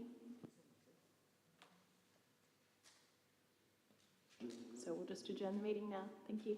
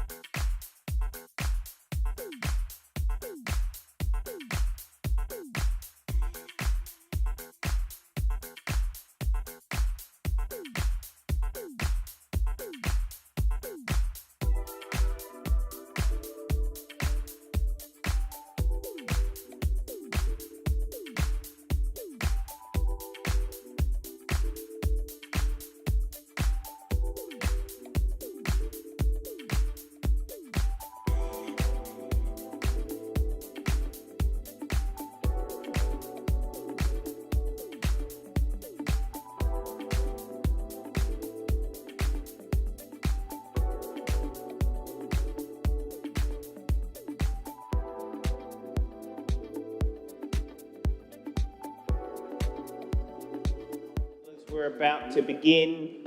Councillor Hay, can you please just gather the remaining councillors who are outdoors?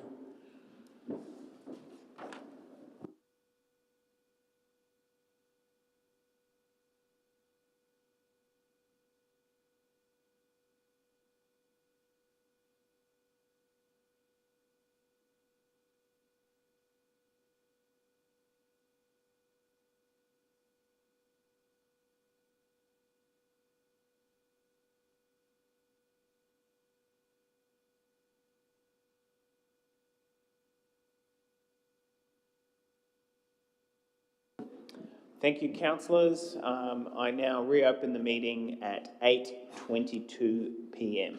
Thank you.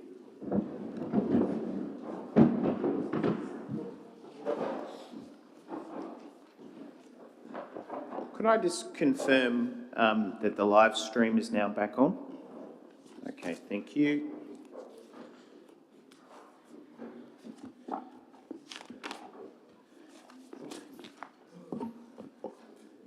Thank you, councillors. For members of the public, just for your information, we will now move through the items on the business paper one by one, beginning with CP 44/22 Randwick Comprehensive LEP Planning Proposal, Post-Exhibition Report, Consultation Outcomes. Do I have a mover? Moved by Councillor Burst, seconded by Councillor Rosenfeld. Could you please confirm what it is that you're moving? Recommendation on the business paper? Yes, recommendation on the business paper. Thank you. Councillor Burst, would you like to speak to your motion? I'll reserve the right. Thank you very much. Councillor Rosenfeld. I reserve the right. Thank you very much. I have a hand up from Councillor Veach. Could you please outline what it is that you're seeking to do? Thank you, Mr. Mayor. I would like to move an amendment which I've sent through to Mr. Kelly. Thank you. Do you have a seconder to that amendment? Okay, that is seconded, Mr. Kelly, once you are done by Councillor Chapman. Councillors, tonight, as we all know, we're set to vote on the LEP, the comprehensive planning proposal for our entire LGA. However, the one item that is missing tonight is our DCP, our Development Control Plans. The Development Control Plans are essential for really understanding the type of development that is going to be occurring in our LGA. And without a DCP in place, without actually voting on these concurrently, we really don't know. We have no way of controlling what type of developments are going to take place. In that we don't know the type of particularly, and this relates particularly for the housing investigation areas. With the housing investigation areas, we have no way tonight of controlling whether the new developments will simply be studio apartments, boarding houses, whether they'll be a diverse range of housing for our community. At the moment, under K2K, already approved are well over 2,000 boarding rooms, because under the Act, a dwelling is classified as either a room or a suite of rooms. The only way under K2K that we were able to leverage a tiny bit of control was through the DCP, where approximately 20% of the dwellings were meant to be for one-bedroom units, and about 20% were meant to be for units with 3 bedrooms and over. What will happen tonight, if we vote on the LEP tonight, once that is gazetted, which is probably in a few months' time, there will be a host of developers waiting for that trigger. They will lodge their DAs with no DCP yet in effect. Once 40 days have passed, and I think it's unlikely we will have a DCP in effect voted on through council within 40 days of the LEP being gazetted, they will go to the Land and Environment Court under the deemed refusal provisions. This is exactly what happened under K2K, and Many of those, we've been back and forth through the courts, counsel in court, arguing and spending a lot of money over the fine-grained details of some of these proposals. This is quite serious. We should be voting on these in concurrence. It is literally just a matter of months, and we will have an opportunity to ensure that our community has some say and some confidence about what is happening. Because at the moment, I don't think, we saw from some of the submissions tonight, some of the slides, I would give the example of the speaker who spoke about the development on the corner of Anzac Parade and Sturt Street where the Crystal Car Wash is. He showed a graphic of, I believe it was an 8-storey building on the other side of Sturt Street. With the DCP in effect, you could actually have some control over the massing of that structure. But at the moment, it's pure guesswork. At the moment, what could happen is a developer on that other side could put in an application. As soon as the LEP is gazetted, 40 days, they'll be going straight to the Land and Environment Court under the deemed refusal provisions with no DCP in effect. We need to do our job as councillors. We are voting on plans that are going to affect our community for many, many years to come. And merely just waiting a couple more months and actually go through this properly and do our job. We've had 18 speakers come to the meeting tonight. There's absolutely no way that we are able as councillors to carefully consider what they have come to speak to us about tonight in a 20-minute break. And there have been some serious issues raised. No one is going to be able to draft an amendment in relation to some of the issues that have been raised by the speakers tonight at the public forum. So the deferral would also give us the ability to consider some of those serious issues. I'm also concerned about Southboard and some of the issues raised by Mr. Chris Hanson, who has been a very serious campaigner on many issues. And I have to say, if he's expressing concerns about the new employment zones in that area, then I feel worried. And I would like to get more information and be a bit more informed on that issue, because some of that is still being considered by the state government and has not been finalised. So, councillors, we have a simple amendment up for consideration tonight. We owe our community a duty of care to ensure that if new developments are going through, that they are going to be of the highest standard. Some of us may not be voting for them, but for those of you who do intend to vote for some of these plans tonight, there's a duty of care to vote in concurrence with the DCP for the best outcomes for our community. Thank you. Councillor Chappell as the seconder of the amendment. Thank you, Mr. Mayor. Just very briefly on this, I'd just like to echo Councillor Veitch's remarks and just say voting on the LEP without the DCP means we are voting on a partial answer for what's going to happen in our area. We can't actually give our residents the details and the security they need to know about what the decisions we're making actually mean. Pushing this down the track for a very short period of time would allow us to have certainty and to actually know what we're voting on, which I think would be the path of responsible government. So I commend the motion.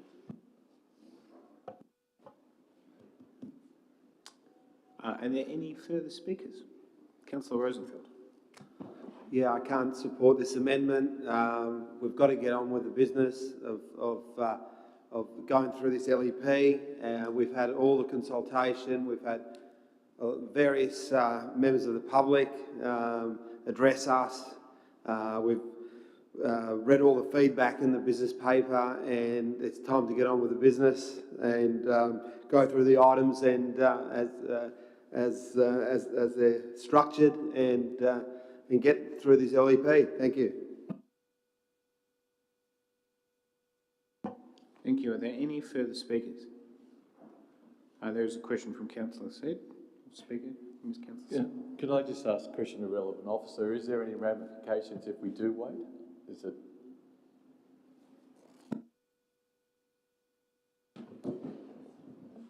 Thank you, Mr Mayor. There are implications for delaying the LEP. Firstly, we are sort of on a timeline that has been provided to us by the Department of Planning to have our LEP finalised. Just in relation to the process associated with the making of a LEP and its relationship to a development control plan, the LEP does set the land uses, the development standards, which are the key determinants of urban character. And so there is a fair degree of certainty provided through the provisions in the LEP. And I'll take, for example, the housing investigations areas, which are many of those are areas which are over 15 metres and have to go through an extensive design excellence process, as well as some being on key sites which require site-specific development control plan.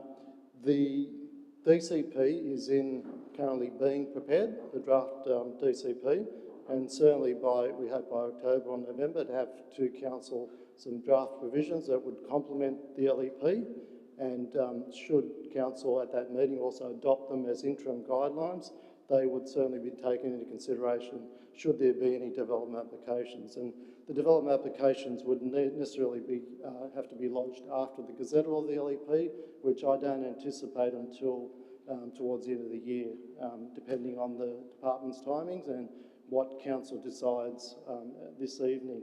Now, doing the DCP in conjunction with the LEP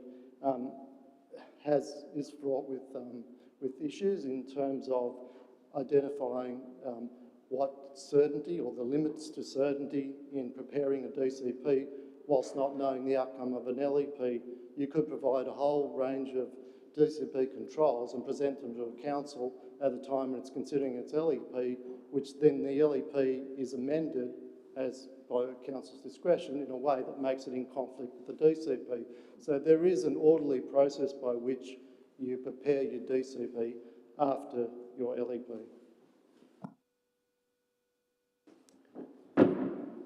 Thank you. Are there any further speakers? Councillor D'Souza, my apologies. Thank you, Mr Mayor. Change, my friends, should never be feared when we want to focus on the future. Tonight's meeting is to set new targets and review our local government plan.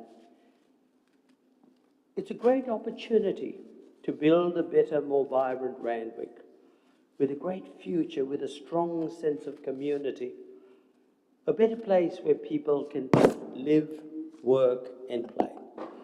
Now, there are many people, many community members, and you could see it here, that have been waiting a long time for this to occur.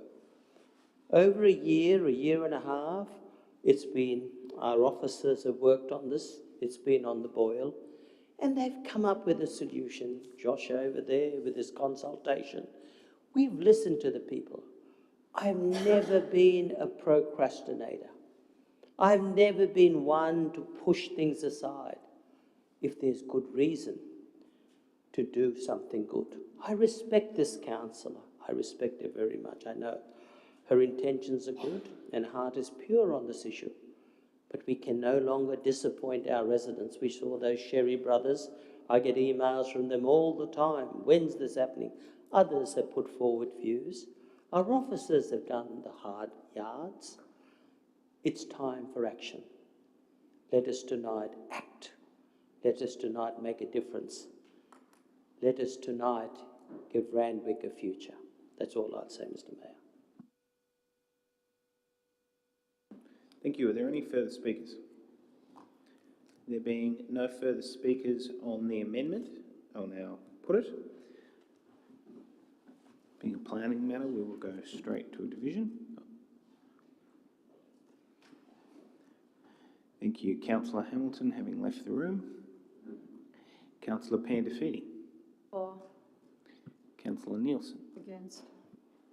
Councillor Veitch. For. Councillor Hay. For. Councillor Luxford. Councillor Chappell. Councillor Rosenfeld. Against. Councillor Olive. For. Councillor McCafferty. Against. Councillor Wilson. For. Councillor Sid. Councillor Burst. Councillor D'Souza. Against. And the Mayor is against.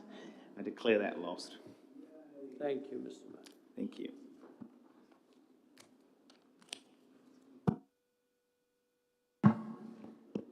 We now move to the next. Oh, sorry, I need somebody to move the recommendation on. So the amendment was lost, so it returns to the mover of the motion, which is Councillor Burst. I have actually gone to substantive debate. You'd like to speak on the motion? I'd like to move an amendment. Yes, you can. Councillor Hay. Basically that we remove the Kensington North HIA. That is on a separate Oh, that item, is? Sorry. which we will deal with later. So this just relates to the consultation report.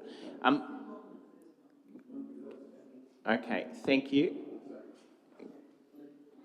I'd like to close debate. No, can I just confirm, are there any other speakers on the debate on this particular motion before Councillor Burst closes the debate? There being no further speakers, Councillor Burst to close the debate. Close debate. Thank you. I'll now put it. Yeah, we'll have to examine. It's a bit of a nonsense, but all those in okay. So Councillor Pandolfini. Against. Mr. Keller, could you just bring up the division again? Thank you. Councillor Pandolfini. Councillor Nielsen. For. Councillor Veach. Against. Councillor Hay. Against. Councillor Luxford. Councillor Chappell. Against. Councillor Rosenfeld. For. Councillor Olive. Against. Councillor McCafferty. For. Councillor Wilson. For. Councillor Sid. For. Councillor Burst. Councillor D'Souza. And Mayor is for. I declare that carried. Thank you. We now move to the next item, CP 45/22, Randwick Comprehensive LEP Planning Proposal, Housing Investigation Areas. Do I have a mover? Moved Councillor D'Souza, seconded by Councillor Rosenfeld. Councillor D'Souza, before you begin your speech, could you please just confirm what it is that you're moving? Thank you very much. Councillor Rosenfeld. Councillor D'Souza, you have the floor. Thank you, Mr. Mayor. As I said earlier, Mr. Mayor, change should never be feared when we want to focus on the future. I myself see a Randwick on the move again. United, diverse, vital and a tolerant council entering the post-COVID world with pride and confidence. A council that lives up to our ICARE values and subscribes to the sense of community and the simple decency of our residents. Now let me talk a little bit about our ICARE values for those that may not be aware of it. The I stands for integrity. The C stands for customer focus. The A is for accountability, the R is for respect, and the E is for excellence. These core values are drummed into our staff, and many times when it comes to decision-making at Randwick City, it's pivotal to the way we do business here. Local people, Mr. Mayor, who want to live in this area in Randwick City, and the only way, or one of the only ways I should say, it's going to be possible is by decreasing minimum lot size to 550 square metres. This will make it possible, Mr. Mayor, to keep families together. That's right. It gives them hope and keeps the Australian dream alive to own your own home with a backyard. And it makes it possible and it'll make it affordable. So many people who want to buy a house, upgrade from a unit into their own family home. You know, homes that are not, as I often say, not just built out of bricks and mortar, but of love and memories, lots of love and memories. We should give them an opportunity and this 550 square metres will do just that. When I was growing up, I grew up in an Australia that gave everyone a fair go, where the Australian dream was to own your own home with a backyard and a green lawn. That dream, councillors and Mr Mayor, will be possible once again for many if we follow the recommendation in the report and decrease the minimum lot size to 550 square metres. I know others have mentioned lower figures and that, but I believe in being realistic. Sorry, Mr Mayor. There's a point of order from Councillor Veitch. This report is about the housing investigation areas, not the minimum lot size. Does the councillor know what we're voting on? Okay,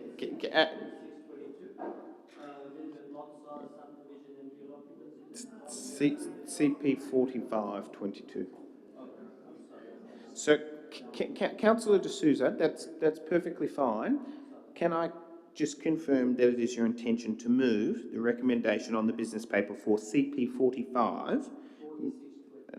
Okay, so we have the question in front of us as it relates to CP 45, housing investigation areas.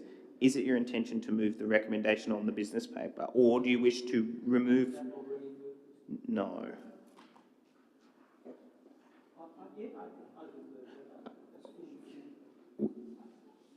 Okay. What I will do is I will throw open, if you would like to move the recommendation on the HIAs, I'm more than happy to do that. Okay. Councillor De Souza is the mover of the recommendation on the business paper for the HIAs. Can I confirm, is there a seconder? Seconded by Councillor Rosenfeld. Councillor De Souza, do you wish to speak again? Are you all right? No. Thank you very much. Councillor Rosenfeld. Yeah, I'm happy to second this item. I'm happy with all 5 HIAs as recommended. I honestly believe that the best place to have these HIAs is where there is good infrastructure, and with the light rail coming in, thanks to the state government, I believe these areas are best fits for that. I have been told that by Central Ward residents as well, where public transport is probably not as good, that it's appropriate that these HIAs are in areas that are serviced well by light rail and buses. Thank you. Thank you. Are there any further speakers or amendments? I have a hand up from Councillor Chappell. Councillor Chappell, could you please outline your amendment? Thank you, Mr Mayor. My amendment is as sent to Mr Kelly, which is to increase the affordable housing contribution for all 5 areas to 10%.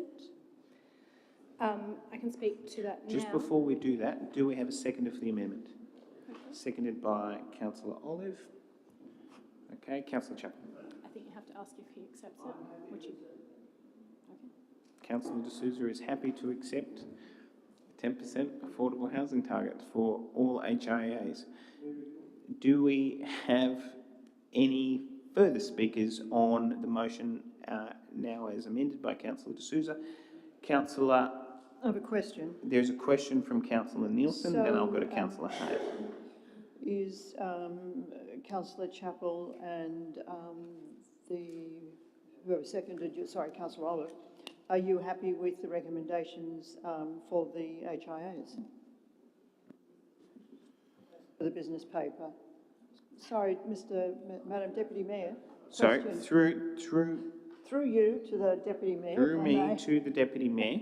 Well, shall I ask a question? Or feel free. Sorry. Yeah, my question to you, Deputy Mayor, is you've asked for an amendment to increase the affordable housing scheme, but does that mean that you're actually okay with the HIAs as listed in the business paper? Thank you, Councillor Nielsen. The amendment was specifically about affordable housing. Thank you. Before we continue on to the debate, can I just confirm that Councillor Rosenfeld retains his intention to second this particular motion? Actually, I was going to, through yourself, to the relevant officer, ask for the financial implications of increasing that to 10%. Thank you. Mr. Kiriakou.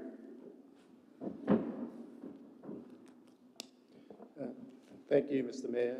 On the basis of the feasibility analysis that council officers conducted for the housing investigation areas, it was deemed that a affordable housing contribution of between 3 to 5% would be viable to allow for the redevelopment of these sites. When we tested it at 5 to 7%, the indication was that it would not be feasible. That said, it was at a point in time, and with the current construction industry and the cost of residential construction, that's probably even more marginal now. Councillor Rosenfeld? Okay, based on that, I can accept. Yeah, no problem. You can accept. Okay, thank you. I have a hand up from Councillor Hay. Can I move a further amendment at this stage? You can. Could you please outline what your amendment is? I'd like to remove the Kensington North Housing Investigation Area from the list of housing investigation areas. Smart boy. Do you have a seconder? Seconded by Councillor Luxford. Councillor Hay, on your amendment. I'd like to briefly refer all councillors to a very early page in this.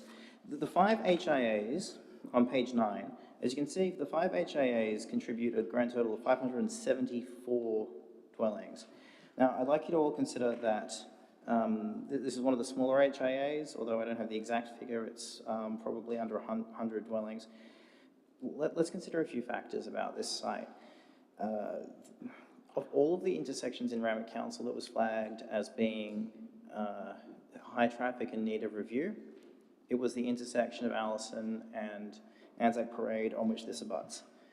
Secondly, there is a plan to build a metro through Kensington, perhaps through Kingsford, Maroubra and Little Bay. It makes sense to consider this at a later stage. Additionally, Kensington Public School is already at capacity, and furthermore, you've got, not included in this list, you've also got 1,053 units being proposed on the Randwick Barracks site. Add that to the 2,070 already in Kensington and Kingsford, the 546, half of the 546 roughly that will be done at the Newmarket site in Randwick. You've got a lot of development already happening in the Kensington and Kingsford area. We don't need an additional housing investigation area. What we should do is build what's already been approved, wait a while, have a moratorium, and then just see how we go. I think it'll be a traffic nightmare. I think it will lead to the area being too crowded. And this is, in my opinion, too much development too quickly. Thank you. Councillor De Souza, as the mover of the motion, do you accept the amendment? I think it has merit. I don't have a difficulty accepting. Thank you very much. Councillor De Souza will now be incorporated in the amendment. Councillors, we now continue the debate. Councillor Burst. Through the chair to the relevant officer, what's the present HIA percentage that we use now? Could you just, before doing that, confirm when you say percentage, what it is that you're referring to? The affordable housing, what the percentage? I know there's amendments for 10%. What is the present standard that we use?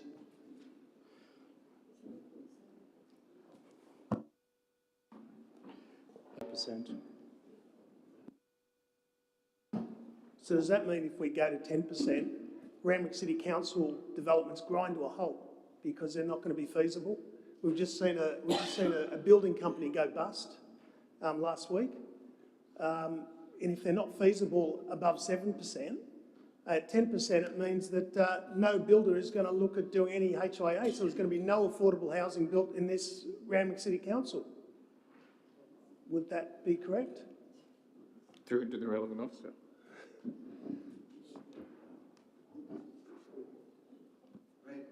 Bill, could you please turn off your microphone? Thank you, Mr Mayor. On the basis of the feasibility analysis that Council has carried out, going higher than 3 to 5% may be a constraint on future development. Okay. I've had a bit of a change of heart, and I won't support the 10% now. So as a seconder. So okay. Is there someone who is willing to second it now? Councillor Olive will second it. Thank you very much, Councillor Olive. We will now continue through the debate. I have Councillor Chappell, then Councillor Said. Just very briefly to speak specifically, appear to be able to still make fairly significant profits. You've got to look at these HIAs where we're basically generating significant uplift for the people who own these sites, and we're not actually able to tax that or get significant financial compensation for that. So one way of generating some positive good for the society around there is to do that through an affordable housing contribution. Thank you. I have a hand up from Councillor Olive, then to Councillor Pandolfini. Oh, sorry, actually, I take that back. I have Councillor Olive, then Councillor Said, then Councillor Pandolfini. Councillor Said did have his hand up before you, Councillor Pandolfini. He's being rather measured. He doesn't normally, so I will let it go. So, Councillor Olive. I'm not sure what, because we don't get to see, I suppose, what the formulation is for determining affordable housing. But there is, I gather, some sort of required at least markup for developers, and I'm not even sure whether it takes into consideration the actual increase in value once zoning is announced of the existing properties. So whether there's appropriate value capture in that particular formulation. But just having a look at some of the numbers, that sort of in the 6 to 10 year period, the expected number of properties, this is net, this is above existing properties, was 574, and the number of affordable houses going to council are 20. So what we would have here, and this is sort of net, so this is something additional. If you calculate, say, sort of $500,000 for each of these on 2-bedroom, I don't know, it could be. That's 554 properties going to developers, and some of that will be going to the existing owners. You multiply that out, we're looking at about $250 million. Now, and we're asking here for 20 properties. It should be what 10% means. It could be something like 50 properties. 50, that would bring it down to about 530 odd. And so properties, we're still looking at around about $250 million worth of gain. This is windfall profit. This is unearned in the sense of it's just been bestowed a change of zoning on a range of owners and the people who develop. But we're saying that sort of because there is this windfall, there is this unearned gain, a certain amount, not an unreasonable amount, should be going to affordable housing. I mean, it can be seen that if we look at sort of the housing statistics. Oh, okay. Is that a wind-up? No. Oh, sorry. If we look at the housing strategy and the statistics in 2019 that came out of that, we can see that for low-income earners, there is about 4.9% of the rental property which is appropriate to low-income earners, a very low amount. So, we have a broken rental system at the moment. What that means is that with negative gearing and capital gains tax, that there is an incentive to not put downward pressure on prices of rentals and houses, because people can, because investors can claim their interest payments against other tax. So if they have vacant properties, it's not that they're taking such a hit. So that means if we build properties here, that there is not the same kind of incentive to reduce the rentals as there might otherwise be. So this is the role of council, this is the role of government, to actually provide for affordable accommodation for those people who sit in that low income bracket, and so we don't end up hollowing out a certain demographic segment of our community.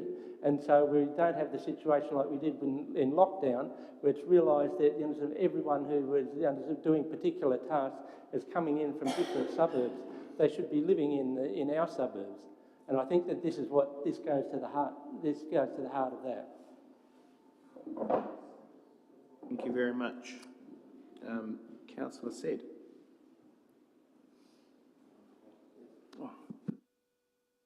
Thank you, Mr Mayor. I've just got a two-pronged question to the relevant officer, as it is quite a noble idea to do 10%, but can the state override it virtually straight away? Or three questions, sorry. Is it set in stone if we agree to it tonight? Can the government override it? And thirdly, does it just mean that we'll end up in the Land Environment Court for virtually everything that's built to go back to 3 or 5%?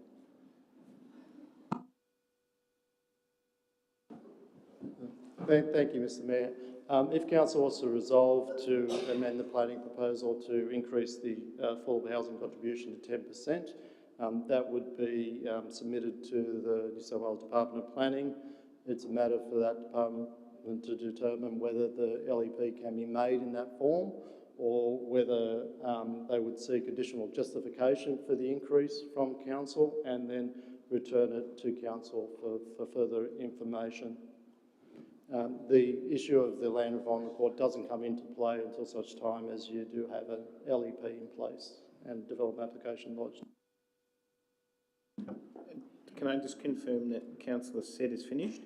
Okay, what I'm going to do is I'm going to go to Councillor Pandolfini, then I'm going to go to Councillor D'Souza with this. Councillor D'Souza, is your question directly related to the one which was just asked? Yes. Okay, if you have a follow-up, I will go to that. Thank you. To the relevant officer, in the Inner West Council, do you have, I'm sure you know the answer, but if not, I could help. How much is their percentage when it comes to affordable housing? I met this wonderful man, Darcy Bird, and he told me. Thank you, Mr Mayor. I'm not aware of that figure. I have to take that question on notice. Councillor Pandolfini. I just wanted to follow up on one of the points that Councillor Burst made previously, which was kind of to sensationalise the idea of 10% affordable housing. The construction industry isn't going broke because of affordable housing. It's very, very clear across all of the reports in the media by the construction industry themselves, the reasons that they're going broke. And if we have, and they are clearly due to supply chain, the pandemic, the war, etc. These are things that have popped up. If we have something like this that is in the plans that they have to adhere to, that they can plan for, it's not something that's going to send them broke. Thanks. Thank you. Are there any further speakers? Councillor Nielsen. Sorry, I'll go back to a question. I'm looking at the last sentence there on the screen in front of us. Delete the following HIAs from the planning proposal, and it's just the HIA for Kensington North. I thought that not long ago I'd seen sorry, perhaps you can explain, Councillor. If you'd like to move an additional amendment on top of that, then you are free to. Sorry, I thought you had actually moved that as an amendment.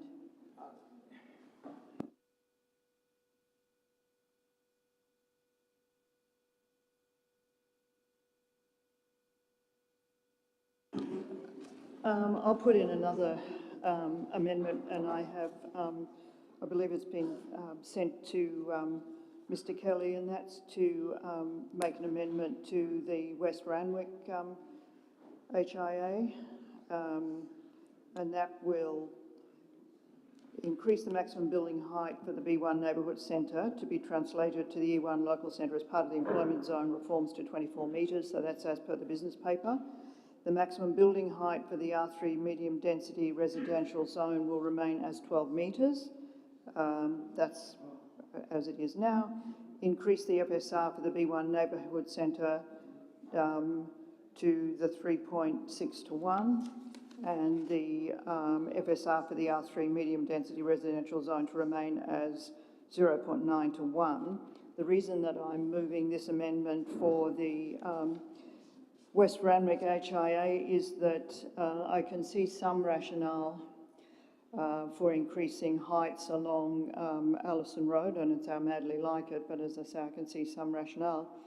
But I do not appreciate the increased heights going back into the streets surrounding, namely King Street, John Street and William Street.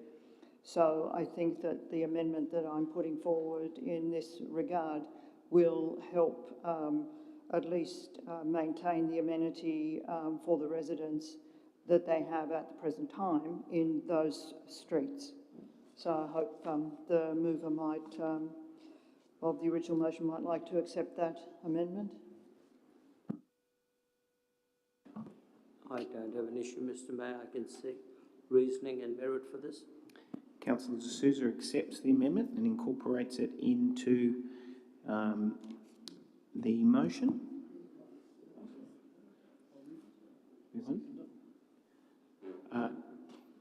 Councillor Olive, do you accept it as the seconder? I accept. Thank you very end. Very good. Are there any further speakers? Councillor Burst. I'd like to propose an amendment that the affordable housing scheme at this stage be limited to 5% to ensure it's achievable, and we encourage development in Randwick City Council. Thank you. Do you have a seconder? Seconded by Councillor Rosenfeld. Okay, Councillor Burst on your amendment. Can I just confirm that it is 5% across all of the housing investigation areas? The HIAs, yes. Thank you very much. Councillor Burst. I'll reserve the right. Thank you very much. Councillor Rosenfeld. Reserve the right. Thank you very much. Yes, Councillor De Souza, you're more than welcome to speak on this amendment. We must ask ourselves, who is going to benefit from this affordable housing? Tonight we'll debate about increasing lot size or bringing it down to 550. We talked about a sense of community. We talked about keeping families together. But who's going to look after those most vulnerable, those most needy in our society? We too have a duty of care to them. Deputy Mayor Chappell brought forward something important. 10% might sound like a lot, but I met that wonderful Labor Mayor Darcy Byrne when I was mayor, that would have been 5 or 6 years ago, and I think they had, it was 12% in their council. So we're not asking, it is a big jump, and I think 7.5 would have been certainly more acceptable to me. But when I can see what she's talking about, when I can see who will be benefiting, we're talking about essential services workers, our policemen, our ambos, our nurses. They can no longer live in our area, yet they serve our area. They look after the most vulnerable. They look after the most sick. These people do double shifts. Do you really want them to drive to Whoop Whoop Land and Whoop Whoop Land again tomorrow and be tired and expose them to danger? Affordable housing is for people like that. And we are rebuilding. Prices have gone up. look, at the end of the day, the builder will pay the 10% or dedicate it to affordable housing, but they also pass on the costs to the buyer. I'm not in favour of that, but we need to look after those most in need. And here is an opportunity to do that, not just talk about it, but to actually do something. I compliment the Deputy Mayor for what she's added. Her amendment is not only meritorious, but it also is important for those most vulnerable and most needy in our community.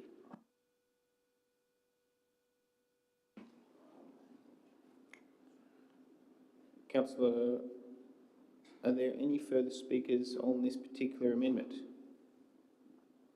Okay, there being no further speakers on the amendment, I will now put it. You don't get a right of reply for an amendment.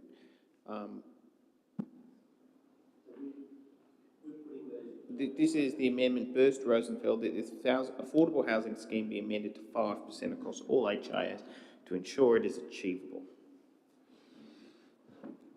Mr. Kelly, could you bring up the division? 5%. This is for 5%.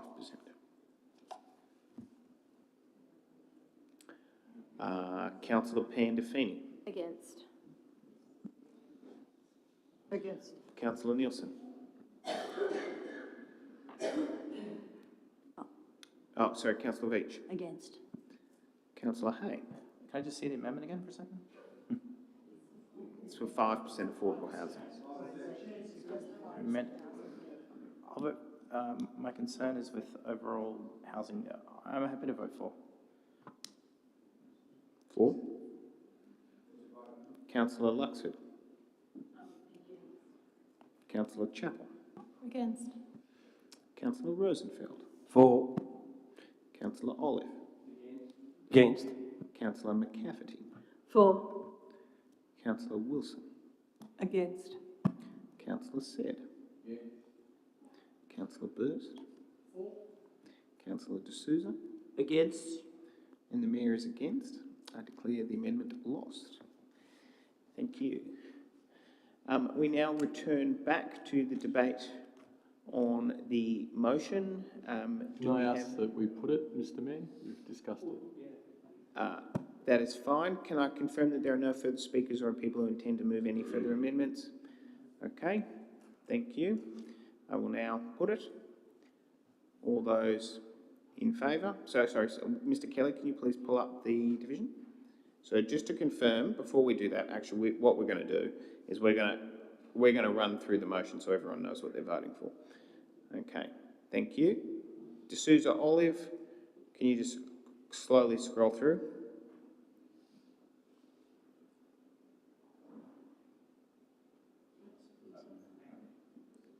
Just that's the original motion there. Sorry, just a quick point of order. If I've moved an amendment that removes against an HIA, should that paragraph be removed? Yeah, that needs to actually be deleted.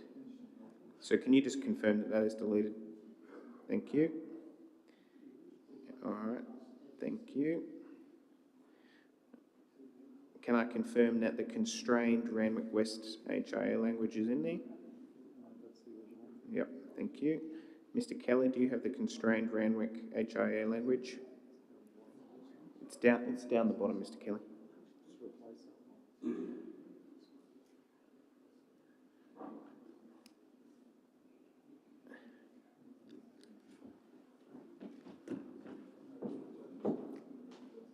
I apologise for the delay, but I think you can see method in the madness of waiting.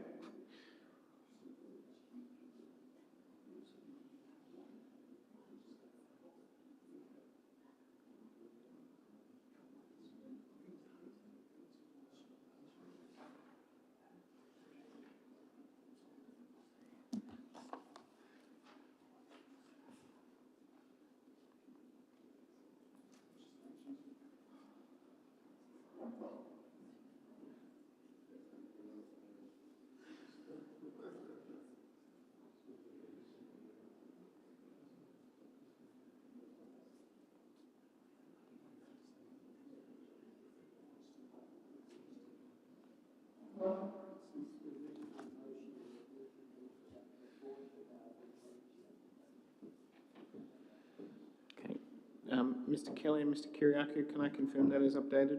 It has the deletion of the Kensington North, the amendments to West Randwick, and the 10%. But it doesn't actually say that. That's why I'm confirming it. It's down further as a note. Okay, thank you. And the affordable housing contribution, just keep going, keep going.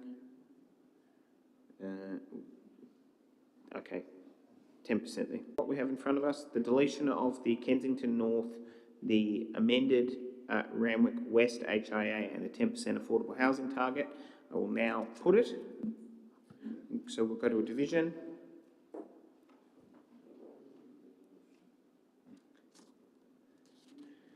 Councillor Pandolfini. For. Councillor Nielsen. For. Thank you. Councillor Veach. Against. Councillor Hay. Against. Councillor Luxford. Councillor Chappell. Against. Councillor Rosenfeld. Against. Councillor Olive. For. Thank you. Councillor McCafferty. For. Councillor Wilson. For. Councillor Said. For. Councillor Burst. Councillor D'Souza. For. And the Mayor is for. I declare that carried.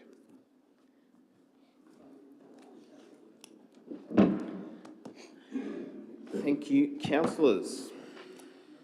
We now move to CP 46-22, Randwick Comprehensive LEP Planning Proposal, minimum lot size for subdivision and dual occupancy. Do I have a mover? Moved Councillor D'Souza, seconded by Councillor Said. Councillor D'Souza. Take up much time. I think the board have been campaigning on it for a long time. People have been waiting for this. This new LEP, Mr. Mayor, ensures planning powers stay with council and stops overdevelopment. It puts developers on clearly defined zoning in our LGA and height restrictions in the Randwick local government area. It puts rules and regulations in place that protects our residents and yet does not hinder progress and supports job creation in the Randwick local government area. As a former mayor and leader within our council and community, I bring knowledge and expertise on local issues impacting our local government area. That is why I will be fully supporting the recommendation in this council report. Thanks, Mr. Mayor. Thank you. Thank you. Councillor Said is the seconder of this motion. Thank you, Mr. Mayor. I'm just going to quote from there's a million things you could say about this, but I'll quote from the business paper that in the South Ward, 61.7% of these dual occupancies will occur in the South Ward. And then it also had, the dual occupancy had the most responses and 63% of them were positive. So it was the most positive response we had within the whole LEP. In the telephone survey, 67% said dual occupancy developments provide housing options for families. 42% said dual occupancies are important to present opportunities for families. 65% said if permitted to build, they should be permitted to subdivide. We've heard arguments about parking in the past, but what we should remember is that regarding parking, whether it's 450, whether it's 550, whether it's 650, or whether it's 800, they're all relying on a 15-metre frontage. So the frontage won't change, so the parking doesn't change. The response to submissions would provide our staff, as Mr. Carlsberg stated, analysed it, concluded that 550 was the most appropriate size for dual occupancies within our LGA. The response to the submission that one property will now become 2 and gives more favourable for families to move into. So I think it's a fantastic proposal, and I thank the staff for their report, and I urge everyone to vote for it. Thank you. Thank you. I have a hand up from Councillor Chappell. Thank you, Mr. Mayor. Just to move a brief amendment to this, just to increase the lot sizes. I'd like to propose instead of 275 that we go to 300, still smaller than what is currently permitted, which then means that the dual is 600 to divide. There's many reasons I'm doing this, not least of which because when I was campaigning and when I was on the booths on election day, a number of people came up to me and said, we are concerned about the haphazard way with this dual occupancy thing is happening in our neighbourhoods, and we think council needs to have more of an eye on it. The argument that these are creating suitable homes for families, I can understand, but I've got 2 small children, and if you give them a backyard that's 3 square metres, they can't run around. It's not actually the kind of housing stock that we need to deliver for families. We're creating, the idea it's affordable is also not the case. I mean, what it's doing is it means that any house that is in a block around this size is now gone up stratospherically, which means I can't buy one of those houses anymore, which is where we were hoping to move one day, because they're being bought up by developers and other people speculating that they might be able to extract double yield from them. Allowing 500 new dwellings to be created around Southward and in other areas in this haphazard way means we're not going to be able to deliver infrastructure for them. There's not going to be active transport links for them. There's not going to be public transport to most of these ones in Southward, Bill. They're not actually going to be able to get anywhere. And then in about 5 years, they're going to come to councillors and say, why did we allow this to be developed in this way? So I just want to put this forward now. I know it's unlikely to be a popular amendment, but I just think we owe it to our residents to at least consider allowing homes that are a reasonable size for a family to live in.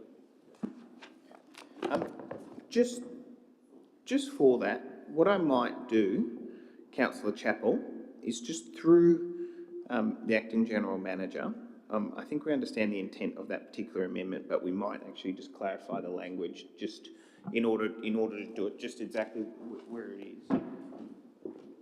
And just confirm that that is actually your intent. Yes, thank you, Mr. Mayor. As I understand the amendment that's been put, it not only requires the minimum lot size to increase from 275 square metres to 300 square metres, but also you see in Roman numeral 2 of the recommendation that the minimum lot size for the erection of a detached occupancy increases to 600 square metres from the 550 square metres. Yep. That's correct, Mr. Kyriakou. I would note, though, that in point I, while it increases from what's on the paper, it is still a decrease from the current standard. Thank you. Can I just confirm that there is a seconder to this? What I'll just do is I'll go to Councillor Oliver as the seconder, and then Councillor Oliver, just confirm you're happy to second. Okay. Councillor Oliver, did you wish to speak? Briefly, yes. I'll speak briefly. I think by going to sort of a 550, that will bring on a lot of development very quickly, and I think that creates a lot of disturbance in the community.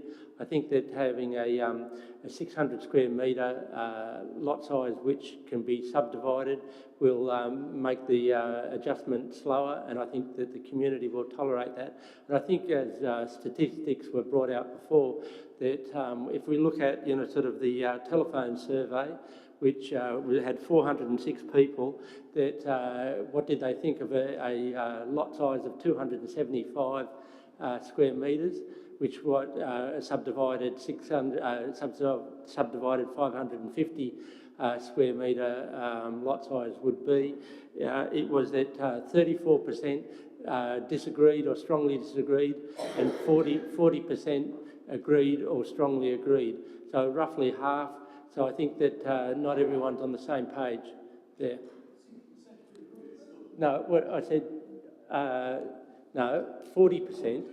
40%, which is 23 plus 17, agreed and strongly agreed, and disagreed was 17% strongly disagreed, 17% disagreed, so that's 34%, 34% and 40%, okay? So at the extreme, so that's roughly the same. All I'm saying is that, you know, sort of there's not total agreement about this particular lot size for the developments, and so that's why I'm supporting 600 square metre dual occupancy. Thank you. Are there any further speakers on this amendment? Just before we go to it, just Mr. Keller, just to confirm, Councillor Olive is the seconder. Just so you've got that there. I'll go to, I actually had Councillor Rosenfeld's hand up first, then I'll go to Councillor Sid.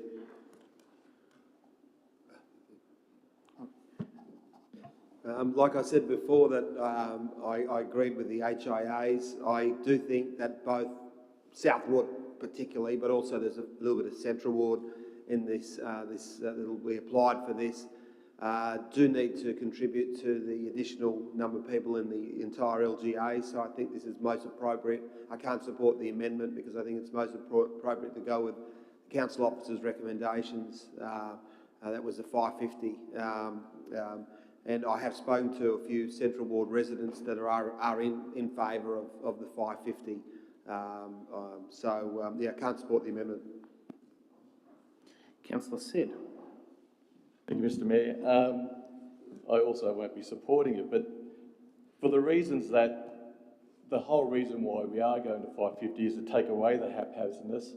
At the moment, you can do it at 450 square metres, and it's by CDC, and your neighbours can't complain about it, and your neighbours can't stop it. At 550, it comes back to council, and then we have controls over it, so it takes away the haphazardness. This is the whole reason why we want to do it. We want to have back our control, and the backyards will be 5 square metres, not 3 square metres. So I suppose for a family, it would be better to have a backyard that's 5 square metres than to be living in a unit because it's more affordable than a house. If you make it 600, then simple laws of supply and demand, there'll be less houses for sale. Oh, sorry, the houses that are above 600 will then be worth their weight in gold because they'll be clamouring the developers will then pay and outprice the families.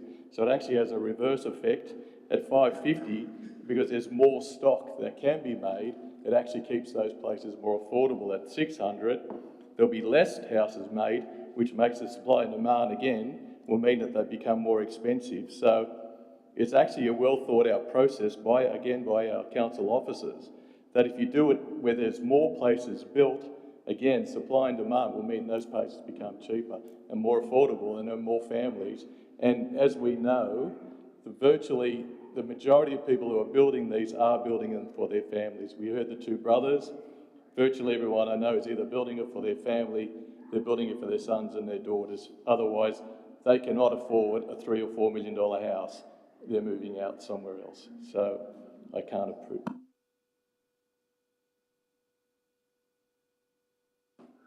Thank you. Before I go to Councillor D'Souza, could I just confirm that and just remind everyone that the use of audio-visual recordings inside of a council meeting is restricted, including, I would suggest, taking phone calls.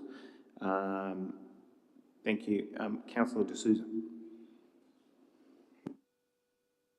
Mr. Mayor, this is all about people, not politics. Now, you might think 50 square metres isn't much, but anyone who's mathematically oriented or has a mathematical brain knows about exponential effects, where a small change makes a big difference. In this case, that 50 square centimetres will eliminate a lot of people from doing what this council wants to do. We want to improve the quality of life of our residents. We want to keep families together. With interest rates going up, we want those that are now committed to actually maybe have a buffer zone, some form of cushioning, some form of protection. As Councillor Said says, if we, or former Mayor Said, I should say, and give him the respect he deserves, the thing is that in our ward, people have asked.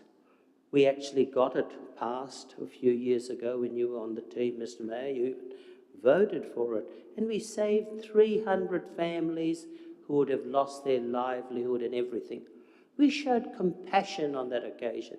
I think Mayor Shuri was there, and a week or two later, the decision was reversed. But anyway, we saved 300 or 350 families.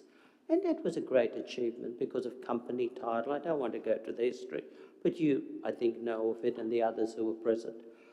Again, we have to show some kindness and compassion. 550 isn't a figure that was just plucked out of thin air. It was a figure that was agreed on by officers who did their research, that did their homework. They weren't influenced by politics or political statements. They were influenced by the community need. And Josh, again, through his consultation. I must remind the councillors, these decisions are not made ad hoc, as it appears sometimes at these council meetings. These decisions are made and buttressed by consultation, by research, by going and doing your homework. That's what our report, our officers and our report has done. The people have spoken.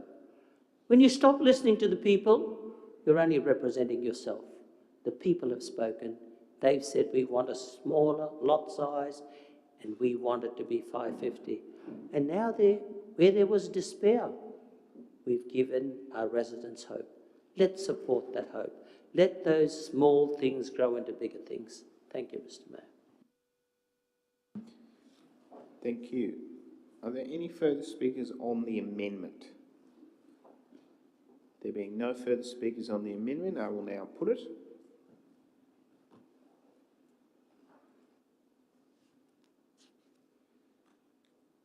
Councillor Pandolfini. For. Councillor Nielsen. Against. Councillor Veitch. For. Councillor Hay. Against. Councillor Luxford. Councillor Chappell. For. Councillor Rosenfeld. Against. Councillor Olive. For. Councillor McCafferty. Against. Councillor Wilson. For. Councillor Said. Again. Councillor Burst. Against. Councillor De Souza. Against. The Mayor is for, which makes it tied. Use the casting vote.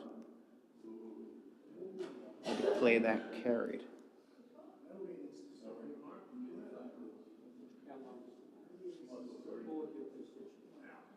Thank you. Councillor Chappell, are there now any further speakers on the motion as amended? There being no further speakers on the motion as amended, we'll now put it. Call for a division. Councillor Pandolfini. For. Councillor Nielsen. Councillor Veitch. Against. For. So Councillor Veitch is for.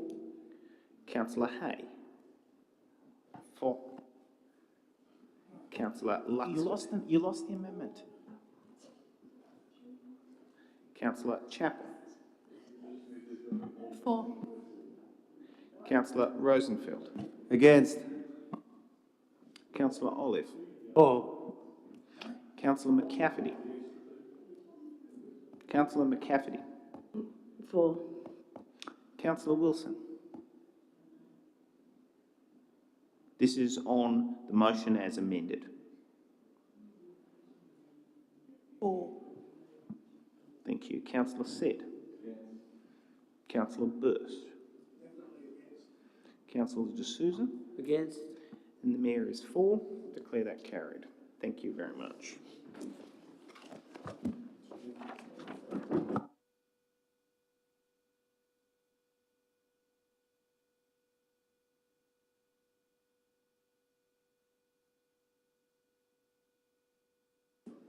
It's in the minutes.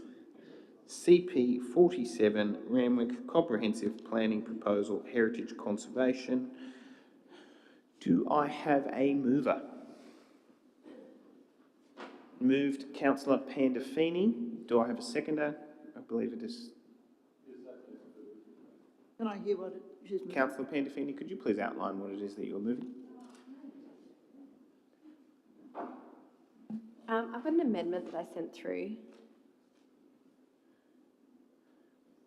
to, yeah.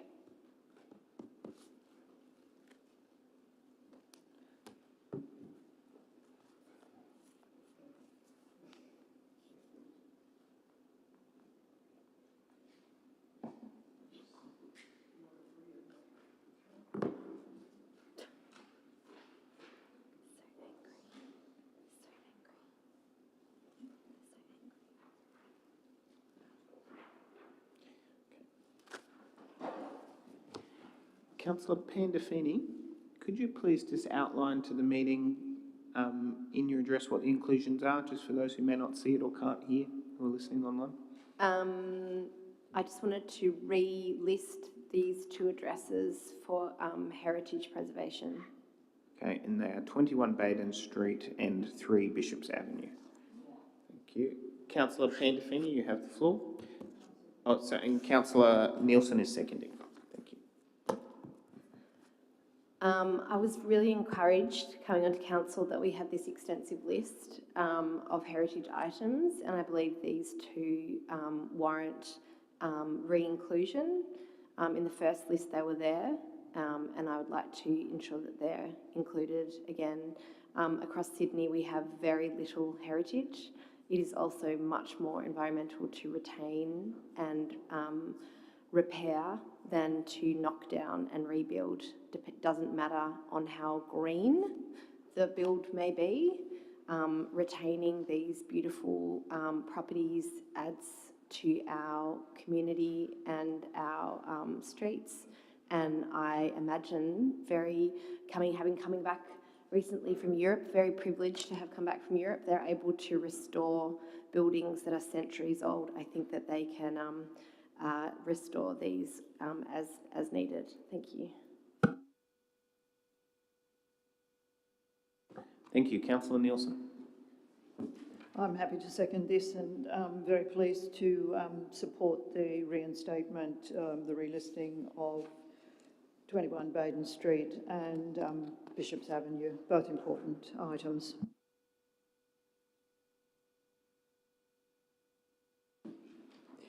Thank you. Are there any further speakers? Councillor Rosenfeld. I don't support these, but I do have a question. I wanted to see if we could take off 37 Roby Road, Maroubra.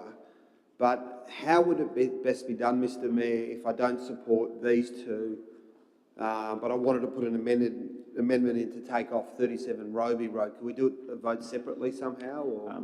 My recommendation is that you would foreshadow moving the recommendation on the business paper minus 37 Roby, or whichever it is.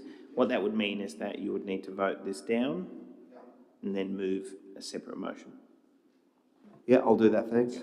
Or you could move to amend to strike out 21 Baden, 3 Bishop, and that one. You could do it that way too. I'll do the foreshadow, yeah. Okay, thank you.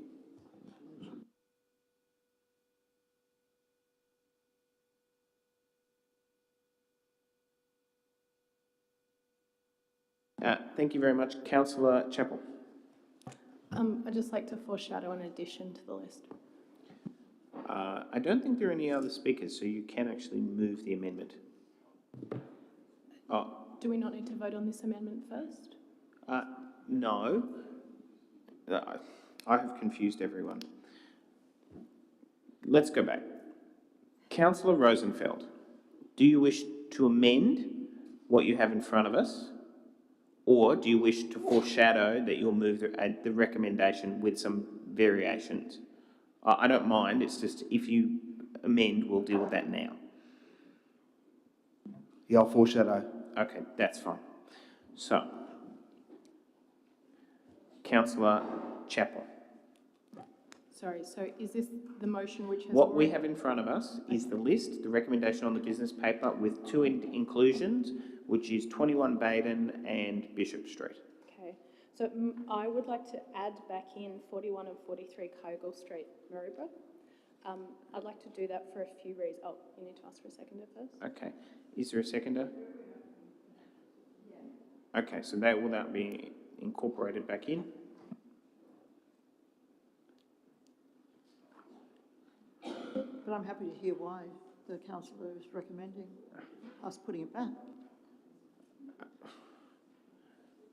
I agree with her. All right. Councillor Chappell, Councillor Nielsen has asked for you to provide reasons as to why you would like them included back in. I would love to. Thank you, Councillor Nielsen. Obviously, as a Central Ward councillor, I see these homes quite frequently. While I recognise the recommendation on the business paper says they are relatively unadorned and quite simple in their styling, I think that is actually a very important reason to protect them. They provide a really unique example of working class history, and I think one of the reasons in Maroubra that we don't have as much heritage listing, so if you have a look at this heritage list, there's almost no Maroubra on there.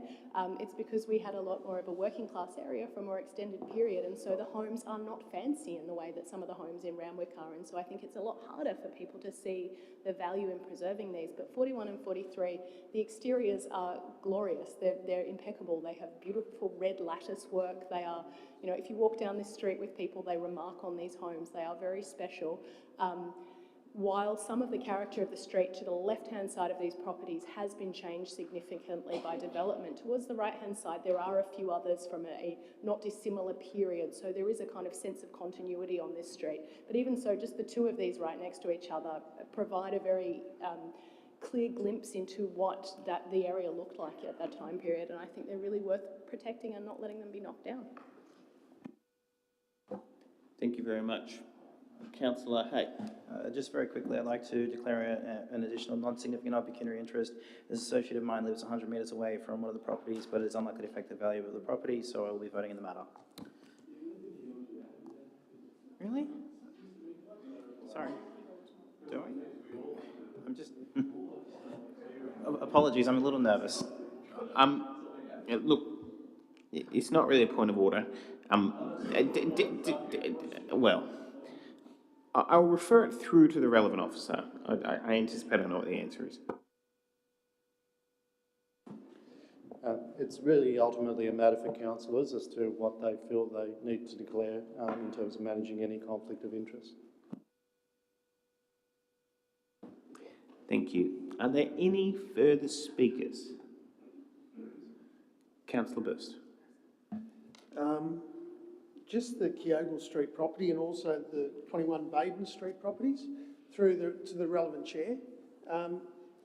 So we have some expert people that have a background in heritage listings and have done courses and have done diplomas and so on that make these decisions of whether a property should be or shouldn't be heritage listed.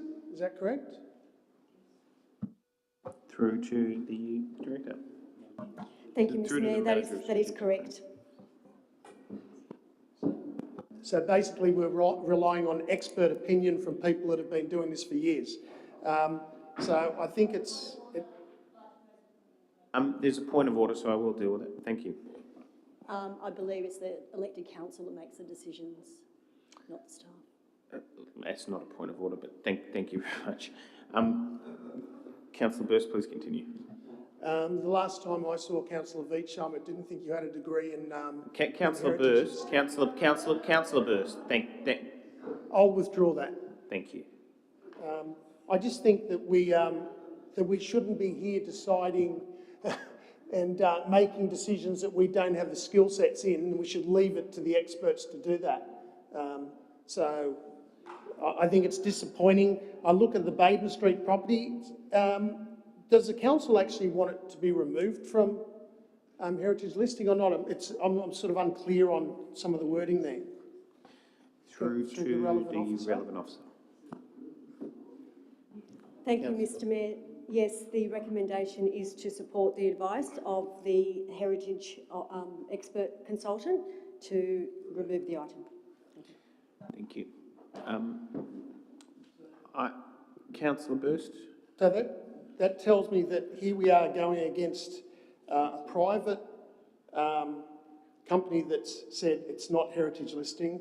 Our council representatives, I think as councillors, we have a responsibility to also look at the evidence and base decisions on evidence, not on political ideologies.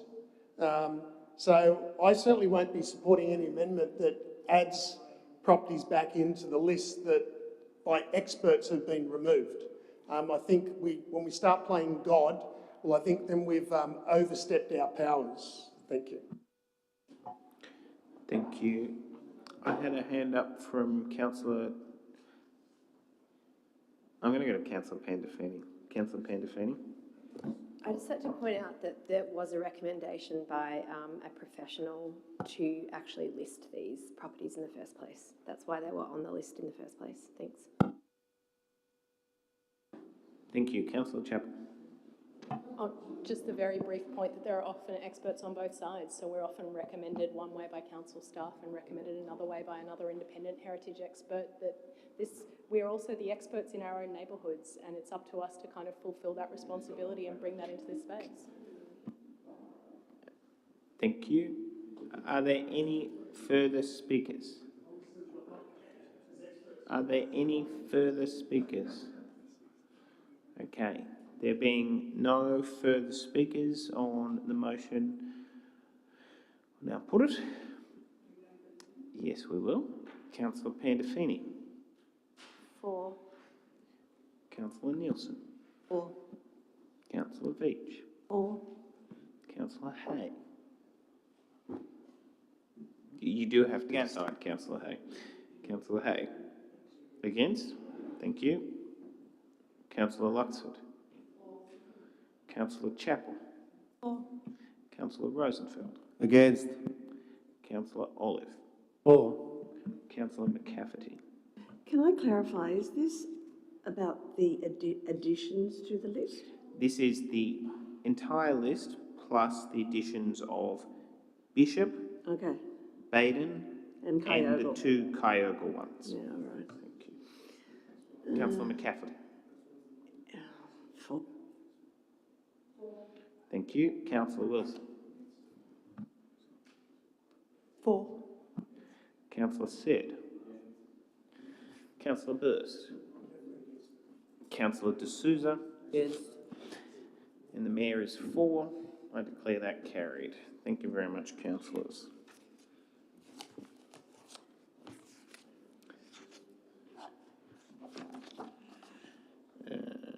I now need to leave the chair as we're dealing with CP 48/22 rezoning requests.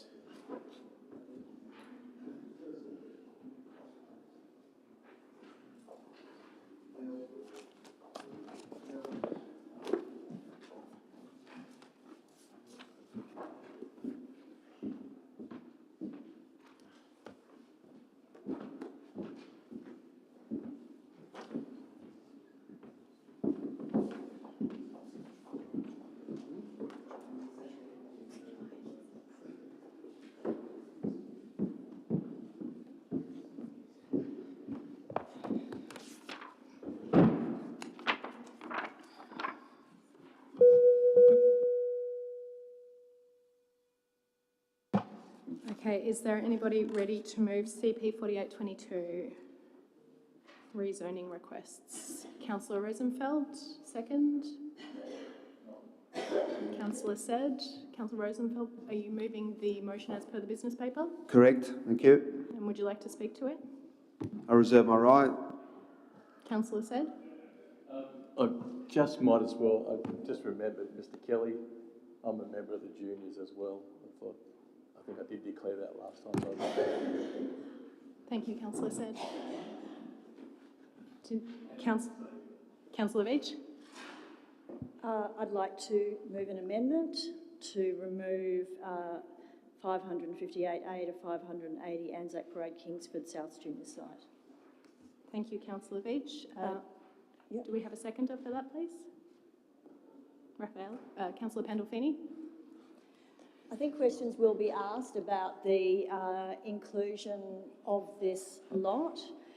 We can see that there were, over a dozen requests for rezonings. Well, there were 17.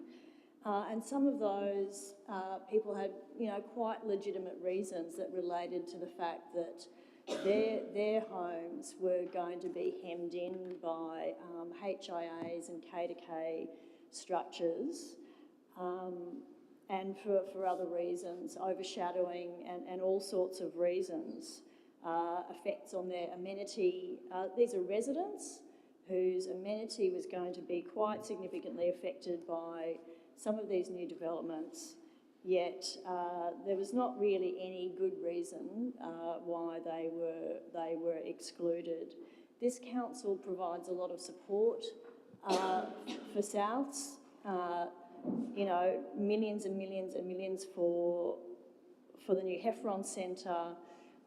We provide money every year to the tune of $40,000 in sponsorship. Sorry, Councillor Veitch. Councillor Said? Sorry, Madam Mayor. Sorry, Madam Mayor. Point of order is that this is about rezoning a building. It's got nothing to do with, and South Juniors are not South Sydney Rugby League Club who are building Heffron, so the two aren't associated whatsoever. So I'm sorry, you can't use that argument. Okay, that's one point of order. Thanks, Councillor Said. Councillor Veitch, please continue. Thank you. So I think it will raise a lot of legitimate questions in the community's mind as to why this development, which was never recommended by staff for inclusion in K2K, nor was it recommended for inclusion as part of the HIA. Yet they are getting awarded another 20 metres in height. It's not just like 4 or 5 metres, it's 20 metres. They got everything that they asked for. The councillors have to consider, given that a significant amount of people here are actually members of Souths or have declared themselves to be at different points in time, whether this actually meets the pub test. So I would like to vote for it to be removed. Thank you, Councillor Veitch. Councillor Pandolfini, a seconder. I reserve my right. Okay. Is there anybody else who wanted to speak on the motion? Councillor Said? I'm sorry, I missed. Did we remove Kingsford South from the HIAs? So Kingsford South will be built upon where South Juniors is. Across the road, we've got Scarp Building. I think it's at 20 stories. Relevant officer, I'm not sure. 15 stories, whatever it is. So put it this way, that area is built up. Behind it in South Kingsford will be built up. So this is not an island on its own. This is just part of what's happening in developing in that area. Across the road at the Rainbow Street, I think that's been already designated as part of K2K. That's already about 15 stories as well.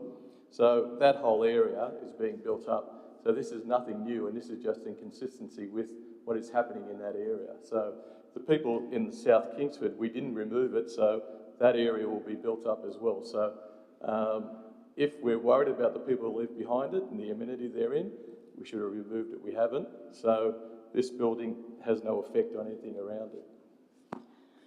Thank you, Councillor Said. I think we're all done there, so we'll move for a vote on the amendment. Could we please have a division, Mr. Kelly?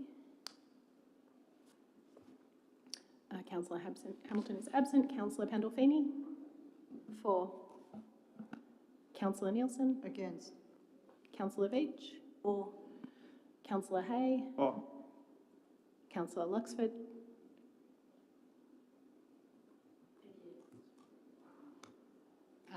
I'm for. Councillor Rosenfeld? Do I? I don't know if I do. Councillor Rosenfeld?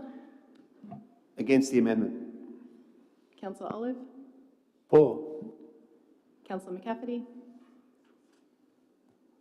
For. Councillor Wilson? Against. Councillor Said? Councillor Burst? Oh yeah, sorry. Councillor De Souza? Against. And the Mayor is absent, so that is lost. Oh, Councillor Burst is absent, so that is a tie, so that is then my casting vote. Okay, so that is carried. So I use my casting vote to bring that through. So then we're back to the motion as amended. Does anybody else need to speak to it, or should we go to a division?